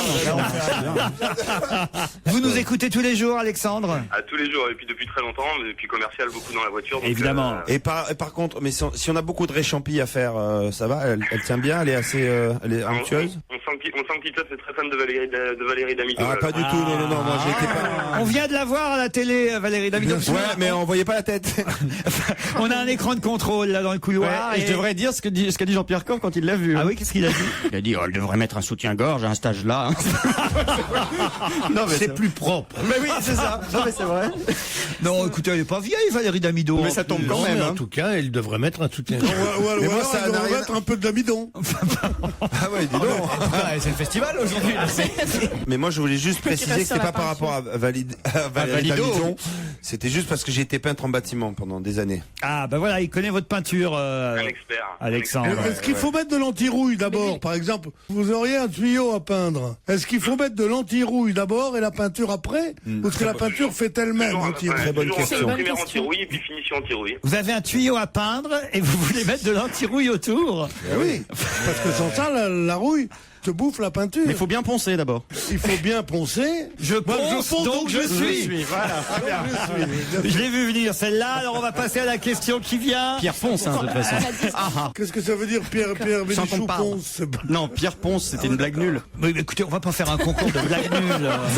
Non. Parce que Pierre gagne. Allez, on fait le concours du plus mauvais jeu de mots. Bon, bah alors là, si vous faites deuxième. Si vous voulez, je participe. Hein, Non, mais Pierre, il est alors, là, disqualifié. t'es hors concours. Calembours et cabrioles. Non, si vous voulez, franchement, là, on va pas s'arrêter sur Pierre Ponce. Je ponce donc je suis. Je suis au bout du rouleau. Enfin, tout ce que vous voulez. Alors, non, franchement, il a entendu ça toute sa vie, Alexandre. Ouais, mais c'est pas pour lui, Ah, c'est bah, pour ça dans le bâtiment, nos c'est clair. auditeurs. Mais Allez. les peintres en bâtiment ont beaucoup plus d'humour que les plombiers. Oui, mais il a pas de peau. Non, Moi, je me désolidarise. Je joue pas avec vous. Tu ris pas, Paulin? C'est pas la Saint-Valentin. Bon, alors. Non, franchement, écoutez, on est en train de gouacher l'émission là. Non, franchement, c'est pas la peine. Après, on va être, non, on va être ridicule. Vous êtes d'accord, Alexandre? Vous entendez ça tout le temps, ce genre de plaisanterie sur la peinture, les pinceaux, les jeux de mots à la con, hein, franchement. Ouais, ça j'ai tout le temps. Donc j'aimerais bien passer un peu à la question, parce que je suis là. Oui, bah ça va. Dis donc. Et Marie-Laure aussi, parce que elle. Ah oui, parce que là, c'est très très nul comme blague. Quand même. Bah voilà, merci. Marie-Laure, hein. Allez, Marie-Laure, elle est quand même responsable d'un musée, c'est autre chose. Oui, vous enfin, voyez. l'expo des proutes, là, ça va. Hein. Grand Hôtel Barrière de Dinard. Ça se mérite. Putain, dis donc. Ah, Grand Hôtel. Ah, il est beau cet hôtel, vous le connaissez. Tout à fait, Vous oui, êtes déjà très allé beau. à Dinard, Jean-Pierre. Mais oui, ça m'est Et- arrivé. Et vous connaissez ce Grand Hôtel Barrière avec ce charme de la tradition balnéaire, cette grande piscine intérieure chauffée, un hammam, un sauna. Comment vous dites? Un hammam. Ah, j'adore. Le restaurant Blue Bay face à l'océan, le chef Bruno Vitrac. Vous connaissez Bruno Vitrac? Non, pas du tout. Ah bah, enfin, il est très bien. Et la question qui va vous opposer, Marie-Laure et Alexandre, voici. Où l'orchestre symphonique d'Amsterdam a-t-il joué il y a 48 heures? Où l'orchestre symphonique d'Amsterdam a-t-il joué il y a 48 heures? C'est dans un lieu insolite, Dans un lieu insolite. Autrement, je vous poserai pas la question. En accompagnant quelqu'un ou dans un avion. Oui, Dans c'est- un avion cloué au sol à Shanghai. Ah oui. Excellente réponse d'Alexandre. Non, Alexandre, il va vite, hein. Yes. J'aime bien Marie-Laure qui fait ah oui. Vous saviez, Marie-Laure? Ouais, Ouais, dégoûté. Après 1h30 d'attente sur le tarmac de Shanghai pour cause de 747 bloqués au sol. Il y avait Jean-Luc Delarue dedans? L'orchestre symphonique d'Amsterdam, ah oui peut-être. Ils étaient tout un orchestre. Ils se sont dit tiens on s'emmerde, on est là à attendre dans l'avion. On va faire un concert à bord et les passagers ont ainsi pu écouter la 29e symphonie de Mozart à bord de l'avion. Ah ouais, c'est génial, ça fait 1h30 que t'attends, t'en peux plus, t'as envie de te barrer, en plus d'un coup ils se mettent à jouer de la musique. Ouais, La musique d'attente. Ce que je ne comprends pas, c'est que un orchestre symphonique, bon, il y a quand même pas que des mecs qui jouent du triangle. Non, il y a des petits violons, des choses comme ça. Par exemple, la contrebasse, le violoncelle, il est où? Normalement c'est en soute, ça. Mais le violon, la flûte et les trucs, c'est pas sûr. Non, c'est pas sûr parce que les violons qui peuvent avoir un certain prix ne quittent jamais la main du Jamais on la met en soute.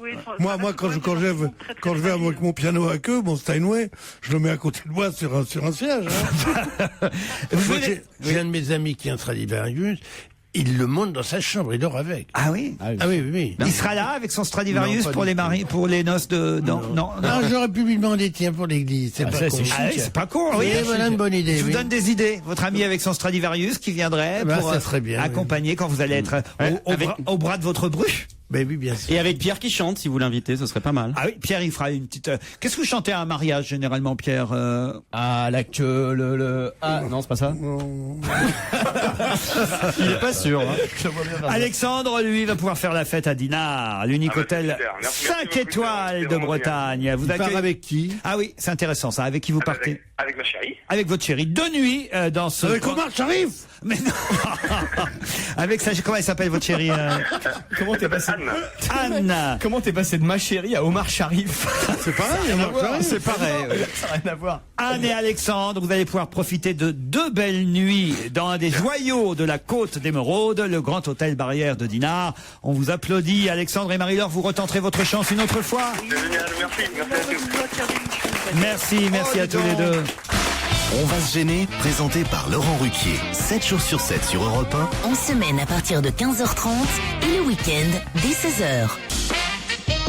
Jusqu'à 18h sur Europe 1. Vous êtes bien et pour cause, vous êtes en compagnie de Laurent Ruquier pour On va se gêner.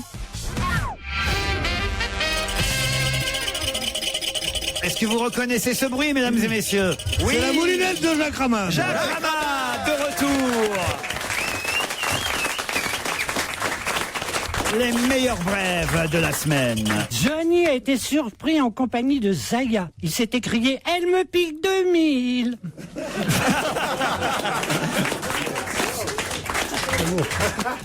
Pénibilité de l'emploi. L'ingénieur du son de Carla Bruni a eu droit à un abattement. Morale en hausse pour le président de la République. En visite à Lascaux, il a mis le pied gauche en avant pour marcher dans la grotte. Opération coup de poing dans une pâtisserie parisienne. Bruce Hortefeux a demandé l'expulsion du rhum dans tous les babas. Divorce prononcé entre Johnny Hallyday et son producteur. Le chanteur conserve la garde de l'enfant. Il reste avec Laetitia. Johnny prépare une tournée. Il fournira la boisson. Eric Woerth compromis par une lettre. Admis à L'Oréal, il est recalé à l'écrit. Halte à la pollution. L'an prochain, il y aura une journée sans tabac et un film sans Cadméral.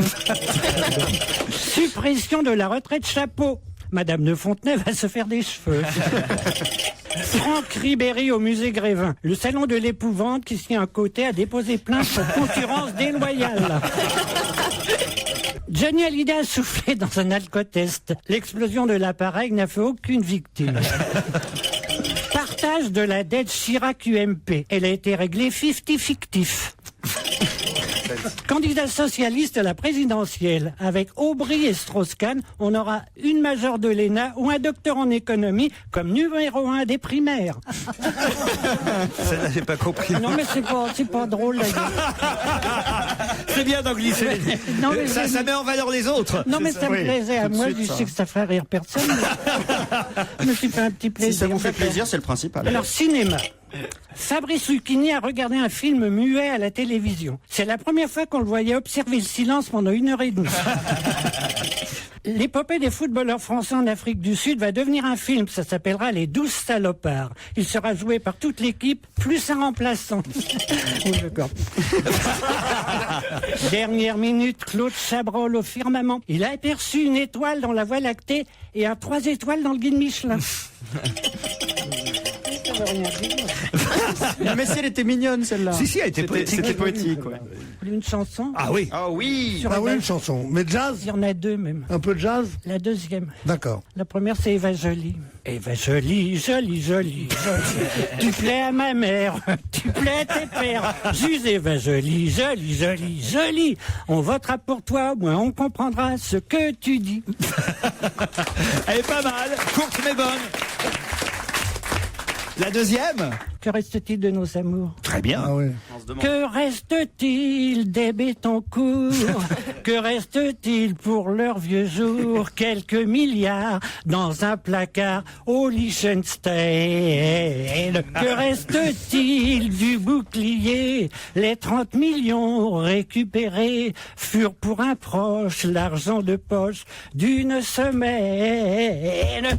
Affaire Bagné, fille en disgrâce, faux héritier, nouveau Dallas, que va-t-on faire de tout cela? Eh bien voilà, on va faire une série télé, les droits d'auteur seront payés aux Bettencourt, qui comme toujours auront gagné. Tout, oh. Jazz Ramad. Celui qui va avoir du mal derrière ça, c'est Phil Collins, croyez-moi. Une info, une enquête, un défi. C'est le challenge Vermus. Paul, on a perdu un peu de temps, là on est un peu en retard. Alors on aimerait avoir vite les réponses à nos questions lancées en début d'émission. La première enquête, ça a dû être très rapide. On vous a demandé quel était le nom du sénateur qui avait voté contre la loi anti-burqa, puisqu'il n'y a qu'un sénateur qui a voté contre cette loi hier au Sénat.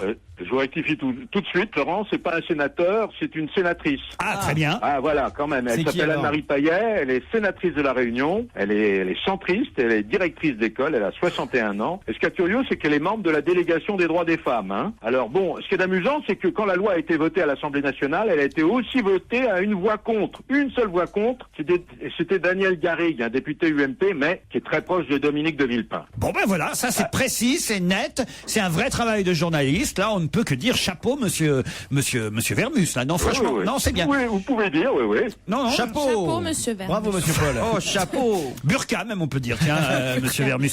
Qui était présent au mariage d'Éric Besson en son ministère, puisque le mariage a été avancé en catimini, et on peut même parler, si ce n'est d'un mariage clandestin, parce que ce serait quand même quasiment clandestin. Ce serait un comble. Départ, avec les attaques de Facebook, Besson a lancé un leurre en disant on va aller se marier à Rome. En fait, c'était absolument faux, puisque dimanche soir... À Rome, c'est Christine O'Krent et Bernard Kouchner qui se marient, je crois. Ouais. Oui, c'est vrai aussi. Oui. Ben ça, on fera une enquête là-dessus. Il y avait double rumeur. Alors donc, le mariage a eu dimanche soir, il était 20h25, 20h30. Rachida Dati a quitté sa mairie pour traverser la rue. Avec la rue à traverser pour se retrouver donc au ministère de l'Immigration. Hein. Je vous signale que la cérémonie, je vous donne le détail, elle a duré que 20 minutes. Alors vous me dire qui y avait? Oui. Moi, je vais vous dire une chose, Laurent, rue de Grenelle, au mariage. Qui y avait? Privé. Il y avait personne. Puisque la cérémonie a duré 22 minutes en tout et pour tout. Alors, il y avait 2 témoins. Une amie de Yasmina Torjman, la nouvelle épouse du ministre, hein, qui est une copine. C'était bien qu'elle soit là. Sans elle, c'était compliqué quand même. Et un vieux copain de fac d'Éric Besson, les enfants, les parents, il y avait une douzaine de personnes, on a sabé le champagne. Après, tout le monde est parti. Rachida n'est même pas restée. Alors, aucune personnalité, rien? C'est souvent comme ça dans les mariages. Après, tout le monde écoutez, il y avait même pas Pascal Rustin, vous savez, le plus célèbre des paparazzis. Il n'était même pas là. Ça veut dire que c'était vraiment en catimini. Ça veut dire qu'il n'y aura pas de photos du mariage? Non, il n'y en a pas. Il n'y en aura pas.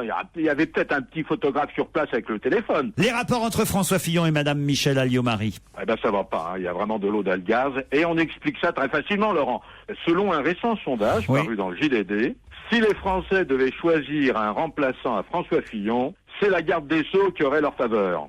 Ça explique pas mal de choses. Le Premier ministre a piqué une colère blanche lors du petit déjeuner à huis clos des responsables de la majorité. Alors François Fillon, c'est vrai, a recadré vertement même et son cabinet. La République ne peut pas accepter que soit violé le secret de l'enquête, rajoutant... Ça ne tourne plus rond, place Vendôme. Bref, il s'est payé MAM, déplorant toutes ces fuites répétées. Il a même dit, elle a du plomb dans l'aile, car désormais, elle est en première ligne dans l'affaire d'espionnage révélée par Le Monde. Alors, il faut savoir que MAM, elle est restée raide, comme ça, devant la colère de François Fillon. Elle n'a pas du tout réagi, même pas eu l'occasion de s'exprimer à l'Assemblée nationale. Et puis, on a un autre qui a porté les stockades contre MAM, c'est Luc Châtel, le porte-parole du gouvernement. Parce que lui aussi, il est premier ministrable. Et voilà, inacceptable qu'un magistrat du cabinet de MAM dialogue, divulgue des informations confidentielles. Paul, là, il faut vous mouiller maintenant, un petit pronostic. Quels sont les remplaçants possibles pour François Fillon en cas de remaniement? Là, on veut 3 noms. Alors écoutez, moi je dirais Borloo, je dirais Le Maire. Ah, le ministre de l'Agriculture? Oui, parce qu'il est jeune et il est villepiniste en plus. Ouais. Hein, et puis je dirais quand même MAM, parce qu'elle est quand même pas brûlée totalement. Alors, une dernière question concernant effectivement la visite de Monsieur Sarkozy à Villeneuve-le-Roi. Ah oui, les ouvriers. Oui. Les ouvriers du bâtiment. Alors c'est François, Noémie Taylor. Citons quand même nos sources, nous justement, Noémie Taylor dans François, qui elle dit que les ouvriers en bâtiment immigrés étaient triés sur le volet. Ils ont applaudi le président à son arrivée, mais triés sur le volet, ça veut dire quoi? Comment on les a sélectionnés, les ouvriers? Alors bon, il y a deux vérités dans cette affaire. Hein. Selon un responsable qui veut garder l'anonymat, un responsable de Nexity, c'est l'entreprise chargée des travaux, l'Élysée aurait demandé une sélection exemplaire, symbole de l'immigration réussie, afin de placer une trentaine d'ouvriers, à 5 mètres du chef de l'État, qui soit juste devant. D'accord. Alors, parmi ces ouvriers, on a choisi, et ça c'est assez drôle, on a choisi ceux qui n'ont pas perdu de points à leur permis de conduire, et bien sûr ceux qui ont un casier judiciaire vierge pour éviter tout risque. Ça, alors il y avait des ouvriers du Zimbabwe, du Maghreb, du Maroc, etc. Mais le directeur de la com de Nexity, il dément formellement cette indiscrétion de son collaborateur. Aucun ouvrier n'aurait été sélectionné pour son comportement exemplaire. Seuls les noms des ouvriers sélectionnés ont été communiqués à la préfecture. Enfin bon, dans cette histoire, j'aurais plutôt tendance à croire le collaborateur qui tient à garder l'anonymat. Pourquoi ça sortirait comme ça? Encore une fuite, vous voyez, bien finalement. Sûr. La direction dément, l'employé confirme. Et moi, je vous salue. Vous êtes pressé, vous avez un rendez-vous à dîner? Vous me donnez... j'ai enquêté pendant des heures, et vous me dites, Paul, je suis très pressé. Donc j'essaye d'être un collaborateur exemplaire. C'est comme si vous aviez des dons de voyance et que... C'est formidable aujourd'hui. À travers votre téléphone, vous étiez aperçu que notre invité d'honneur était déjà arrivé. Mais c'est vrai que vous avez fait du bon travail, alors on peut vous lâcher. Merci Paul, à très vite. Dans un instant, l'invité d'honneur dans la loge. On va se gêner. En semaine à partir de 15h30 et le week-end dès 16h. Laurent Ruquier et toute sa bande, 7 jours sur 7 sur Europe 1, bien entendu. Europe 1, on va se gêner. Attention, voici le moment de découvrir qui se cache dans la loge d'honneur. C'est le moment de notre invité d'honneur, voix déformée. Il va répondre aux questions de mes camarades. Oui ou non, pas trop d'indications parce que, attention, ce sont des perspicaces, mes camarades. Est-ce que vous nous entendez bien d'abord? Oui. Oui, comment ça va? Par rapport à la moyenne des gens, plutôt bien. Bien, ça va bien. D'accord. Est-ce que vous êtes chanteur? Le matin, très tôt, oui. Non, mais pas dans la vie, c'est pas... Je ne demande pas si vous chantez sous votre douche. C'est votre boulot, chanteur? Non. Vous êtes un homme? Oui. Non, ce matin, j'étais un homme. Sous la douche. Quand vous chantiez. C'est vachement clair. Oui. Donc ce matin, vous étiez un homme. C'est un homme, notre invité, oui. Qui n'est pas chanteur. Voilà 2 indications. Oh, bah c'est facile alors. Gênant. Est-ce que vous faites de la radio? En ce moment, oui, beaucoup. Non, mais pas maintenant. Ce matin, ce matin, j'en ai fait. Il est malin, notre invité. Est-ce que vous êtes connu pour avoir fait de la radio dans votre carrière? Oui.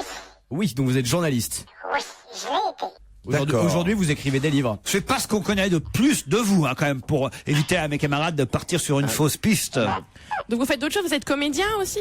Ça m'est arrivé. Ça lui est arrivé, mais c'est pas non plus ce pourquoi on le connaît le plus. Ah, ok. Est-ce qu'aujourd'hui vous écrivez des livres?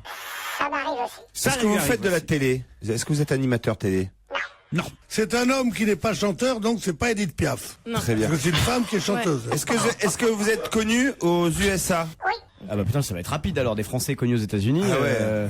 Ça y est, j'ai trouvé. Il est connu, c'est pas Johnny Hallyday déjà. Est-ce que vous avez une filiation célèbre? Pas que je sache. À qui vous pensiez, Pierre, qu'on puisse... Je pense au neveu de Tristan Bernard. Le neveu de Tristan Bernard. Je pensais exactement comme lui. Moi c'est bizarre, je pensais à la cousine de Colette Renard. Exactement comme Jacques Weber. Bien sûr. C'est exactement ça. Jacques Weber, c'est le neveu de Tristan Mais Bernard. non, pas Jacques Weber. Weber, l'auteur dramatique. Francis Weber. Francis Weber, oui. Ah, j'ignorais. Ah oui. Êtes-vous Francis Weber? Non. Est-ce que vous avez des cheveux? D'accord. C'est rigolo qu'on ait eu Il a des cheveux, c'est déjà pas mal. Est-ce que vous faites de la mise en scène? Écoutez cet indice. Mesdames et messieurs les députés, monsieur le président Lequillet, permettez-moi tout d'abord, puisque nous sommes le 1er juillet, de souhaiter bonne chance à la présidence suédoise qui s'installe aujourd'hui et de l'assurer au nom du gouvernement du plein soutien de la France. Et voilà, ça c'est un bon indice, un premier indice qui vous met évidemment sur une fausse piste. Donc vous êtes suédois et vous êtes le fondateur d'IKEA? Êtes-vous suédois? Vous avez des origines suédoises? Oh, pas du tout. Est-ce que vous avez compris l'indice? Rien du tout. Est-ce que vous payez l'impôt sur la fortune? C'est bien ça. Est-ce que vous êtes présent sur Internet? Il n'a pas répondu. Il n'a pas répondu sur la fortune. C'est une bonne question. Est-ce que vous payez l'impôt sur la fortune? Oui. J'ose plus lui poser des questions.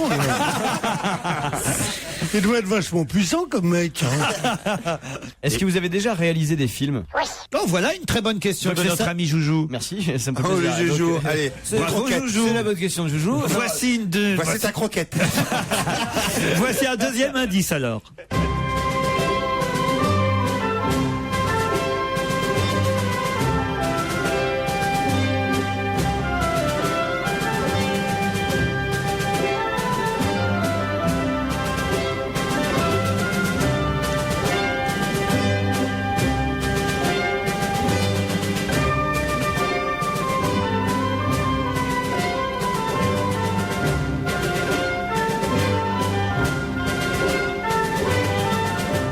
Jean-Pierre, vous avez évidemment reconnu. Non, rien du tout. Est-ce que vous êtes basque? Quand même le boléro de Ravel. Non, c'est la pub Gann. C'est pas Groupama, ça? Est-ce que vous êtes basque? Est-ce que vous... Basque, non, il n'est pas basque, notre. Vous portez des boléros de temps en temps? Basque, c'est pour ça que je disais. Christophe Beaugrand. Est-ce que vous portez des boléros de temps en temps? Non, pas du tout. Non plus. Qui porte des boléros? Est-ce que vous faites de la mise en scène de ballet ou d'opéra? Vous réfléchissez, on se retrouve dans un instant après une pause, mais on avance, doucement, on avance. On va se gêner, présenté par Laurent Ruquier. 7 jours sur 7 sur Europe 1. En semaine à partir de 15h30 et le week-end dès 16h. À l'occasion de la sortie en kiosque de la collection Les coffrets mythiques de l'Olympia avec Télé 7 jours, nous vous invitons le lundi 20 septembre pour une émission exceptionnelle d'On va se gêner en direct de l'Olympia. Retrouvez Laurent Ruquier et ses chroniqueurs pour partager 2h30 de bonne humeur et de musique. Zazie, Féfé, Ben l'Oncle Soul vous présenteront en live leur nouveau titre. Venez nombreux le 20 septembre, boulevard des Capucines, Paris 9e. L'ouverture des portes se fera dès 14h. L'entrée est libre sans réservation, mais dans la limite des places disponibles. On retrouve Laurent Ruquier, ses chroniqueurs pour la suite d'On va se gêner. Le mystère demeure. Europe 1, on va se gêner. Un invité caché dans une loge. C'est le moment de la loge d'honneur. On sait que notre invité est un homme. Qu'est-ce qu'il y a, Jean-Pierre Coff? Non, je parlais à Bénichou. Bah oui, enfin, on est dans une émission où on parle aux auditeurs avant tout, cher Jean-Pierre. Alors je disais à Bénichou, c'est drôle, je pensais comme toi. Ah oui. À Serge Weber. Et ça vous inquiète? Mais non, parce que c'est un des seuls Français auteurs dramatiques connus aux États-Unis, Weber. C'est pour ça que. C'est pour ça. Oh non, il y en a des tas d'autres, sûrement. La preuve, nous en avons un dans notre loge d'honneur qui n'est pas chanteur, qui est un homme qui a mis en scène, qui a fait de la radio, nous a-t-il dit, qui effectivement est connu aux États-Unis. Il n'y en a pas tant que ça. Et Joujou venait d'apporter sa pierre, Jérémy Michalak, en disant que notre invité avait réalisé sûrement des films, et notre invité a répondu oui. Mais est-ce que réalisateur, c'est votre boulot principal? Oui. Est-ce que vous êtes drôle? Ça m'arrive. Est-ce que vous avez déjà joué dans un film, dans une comédie américaine? Vous avez déjà réalisé un film complètement aux États-Unis? Oui. Est-ce que vous êtes aussi producteur? Oui. Ah, troisième indice.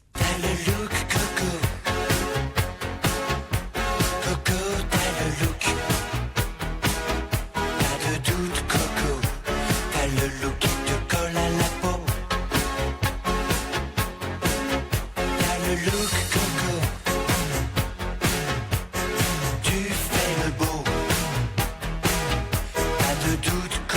Levez la main ceux qui ont une idée autour de la table, là. Moi, Coco, je pense Jean-Luc Delarue.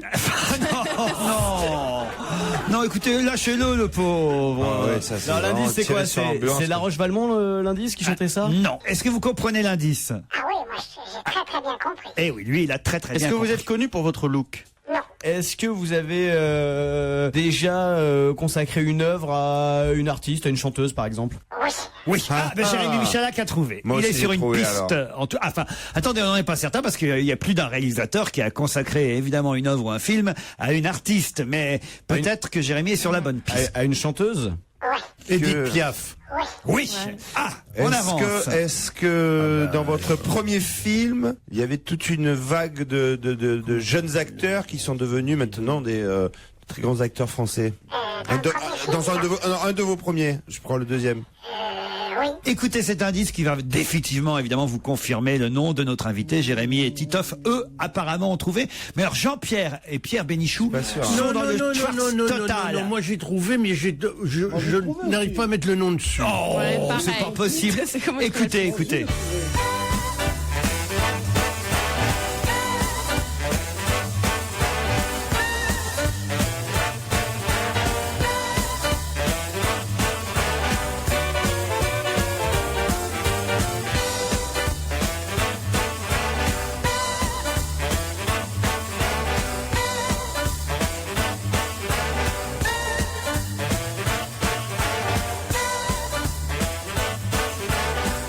Alors Jean-Pierre Coff.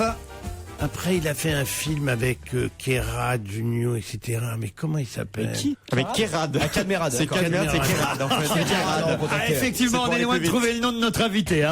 On est sur une très mauvaise piste, je crois. Ah bon? Alors je vais vous aider avec un autre indice.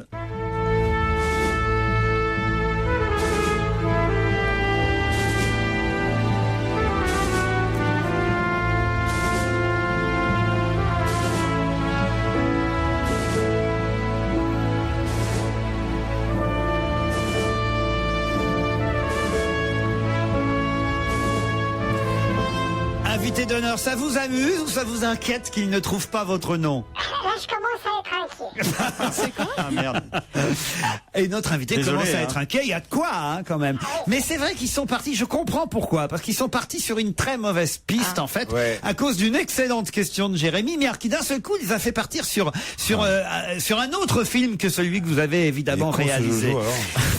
Alors d'autres questions vont peut-être vous faire avancer. Est-ce que vous avez fait 50 films? Moins de 5 ans. Est-ce que lors de certains films, vous avez eu des problèmes avec des studios, tout ça, pour le financement des films? Ça m'est arrivé, oui. Alors, une question pour confirmer. On n'a pas voulu. Jérémy, avez-vous des homonymes célèbres? Un petit peu. Ah oui, j'ai trouvé. alors allez-y, Jérémy Michalak. Je suis pas sûr. Lelouch. Notre invité, Claude Lelouch, évidemment. Bravo, gagné. Alors il a fait 5. Ah ben non, c'est Et jusqu'à 18h sur Europe 1, vous êtes en compagnie de Laurent Ruquier à ses côtés aujourd'hui. Pierre Bénichou, Charlotte Gabris, Christophe Beaugrand, Jérémy Michalak, Titoff, Jean-Pierre Coff et l'invité d'honneur qui a enfin été trouvé. Il s'agit de Monsieur Claude Lelouch. Et oui, notre invité d'honneur est Claude Lelouch, à l'occasion de la sortie de Ces Amours-là. Et oui, 50e film ou pas alors? 43e. 43e, voyez, 50 ans. Voyez Jean-Pierre Coff. 50 ans de cinéma. Alors voilà. Enfin, je me suis bien amusé déjà. Et oui, ils sont partis sur une mauvaise piste à cause du film sur Piaf, parce que c'est vrai que vous avez été le premier à en faire un film sur Piaf. Mais eux, ils sont restés. Ils sont restés évidemment sur le film d'Olivier Dahan avec Marion Cotillard. Voilà. États-Unis et Piaf. Voilà pourquoi d'un seul coup ils étaient perdus. Et vous avez fait de la radio alors? Et oui, avec Gérard Cyr, à Europe numéro 1. J'ai commencé ma vie ici. Et à tout hasard, pour un prochain film, vous cherchez pas un rôle de gynécologue? Parce qu'on a quelqu'un qui a déjà du métier. Jean-Pierre Coff a tourné dans le film de Chabrol, Violette Nausière, et il cherche des petits rôles comme ça de temps en temps. Mais Claude Lelouch, alors s'il y a bien un réalisateur qui prend des comédiens un peu partout, c'est bien lui. C'est vrai, Claude, vous êtes du genre partout, mais pas n'importe qui.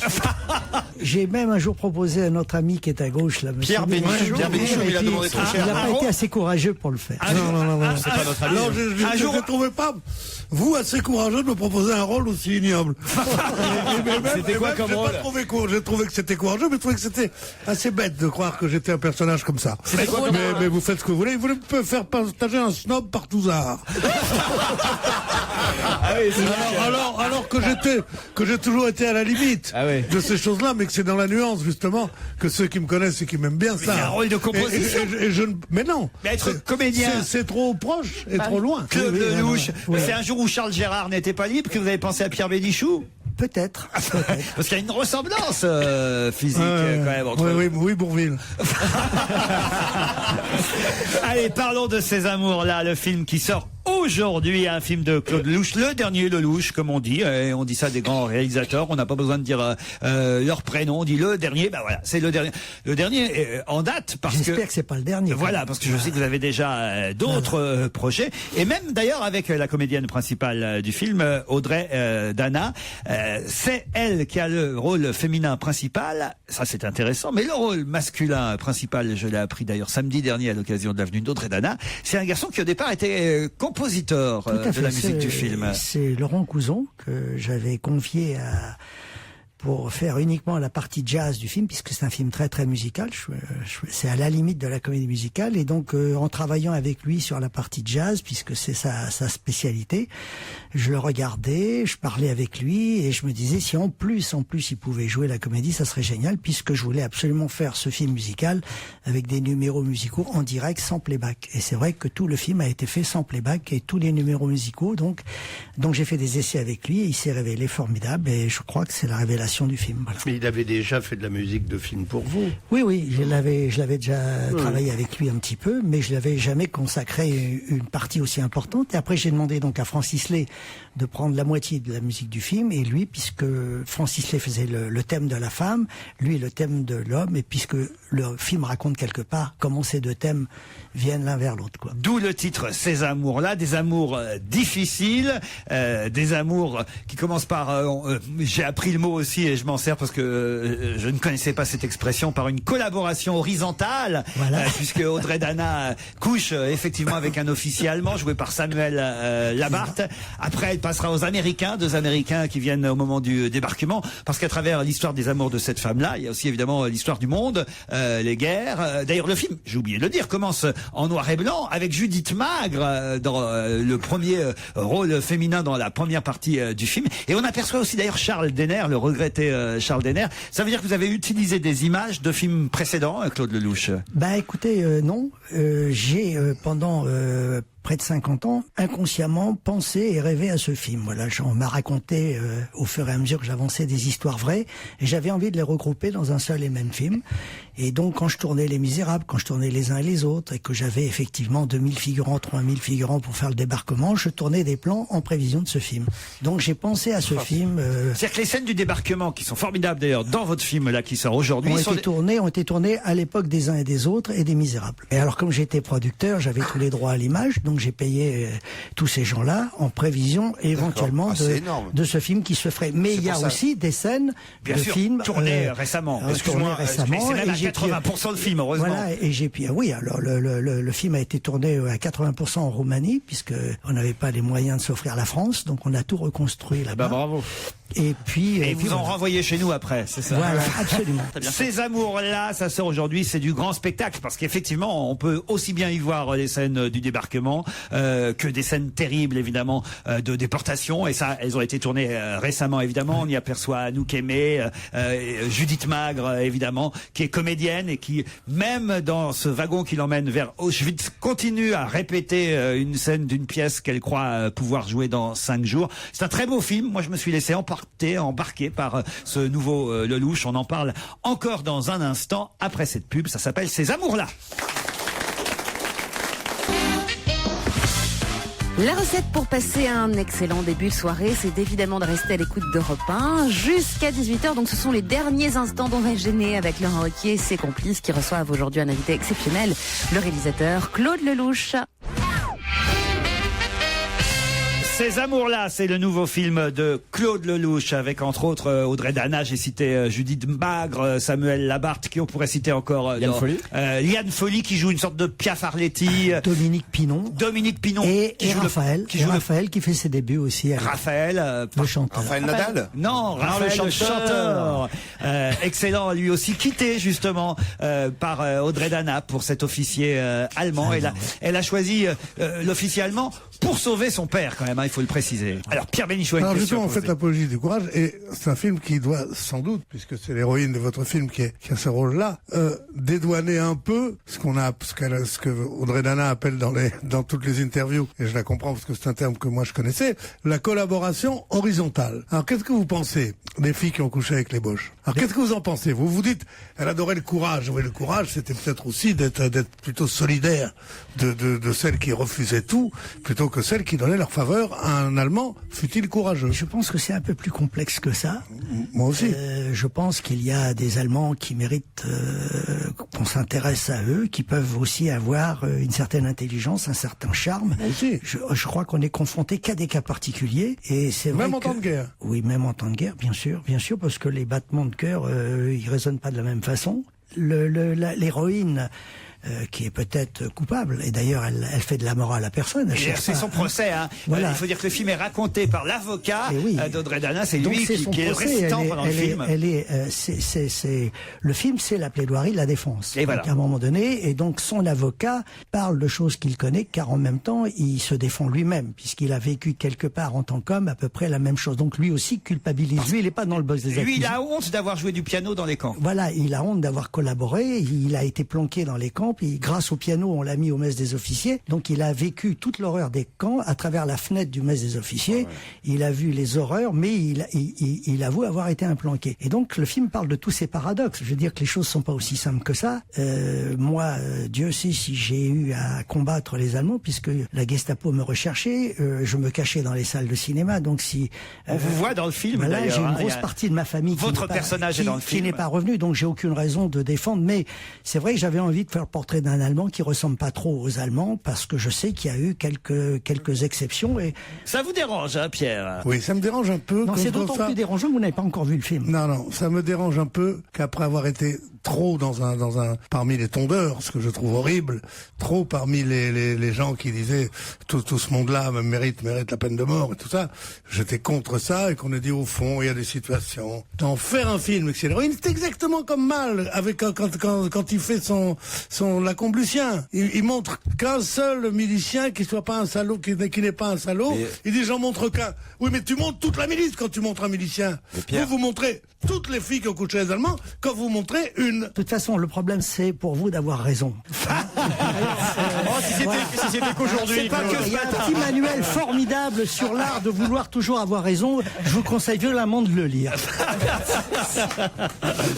Ces amours-là, c'est avant tout aussi un film à grand spectacle. Outre, d'abord, ça, c'est pas l'histoire seulement du film, hein, cette collaboration horizontale, c'est une partie de l'histoire du film. C'est une toute petite c'est partie pas la du film, seule. C'est même dans la première partie du film seulement. Dans la deuxième, elle choisit, au contraire, justement, entre deux Américains. Ça va être une formidable histoire d'amour parce qu'elle aime deux hommes, un noir, un blanc, américain, tous les deux. L'un est photo-reporter, plus que militaire. Et en tout cas, ces deux soldats américains, voilà, je raconte pas la suite parce qu'il y a des tas de surprises. Et on est surpris de plus en plus quand on avance dans le film. C'est ce qui fait qu'on se laisse de plus en plus embarquer. En tout cas, moi, vraiment, à la fin, je me suis dit, ouf, j'ai passé un bon moment. Voilà. Et en tous les cas, pour rassurer tous les méfiants, on vient de faire un tour de France avec le film, et on est allé de standing ovation en standing ovation, ce qui prouve quand même qu'il y a des gens aussi aujourd'hui qui ont un peu de tolérance, puisque c'est un film sur la tolérance. Voilà. Ces amours-là, c'est à l'affiche à partir d'aujourd'hui. C'est signé Claude.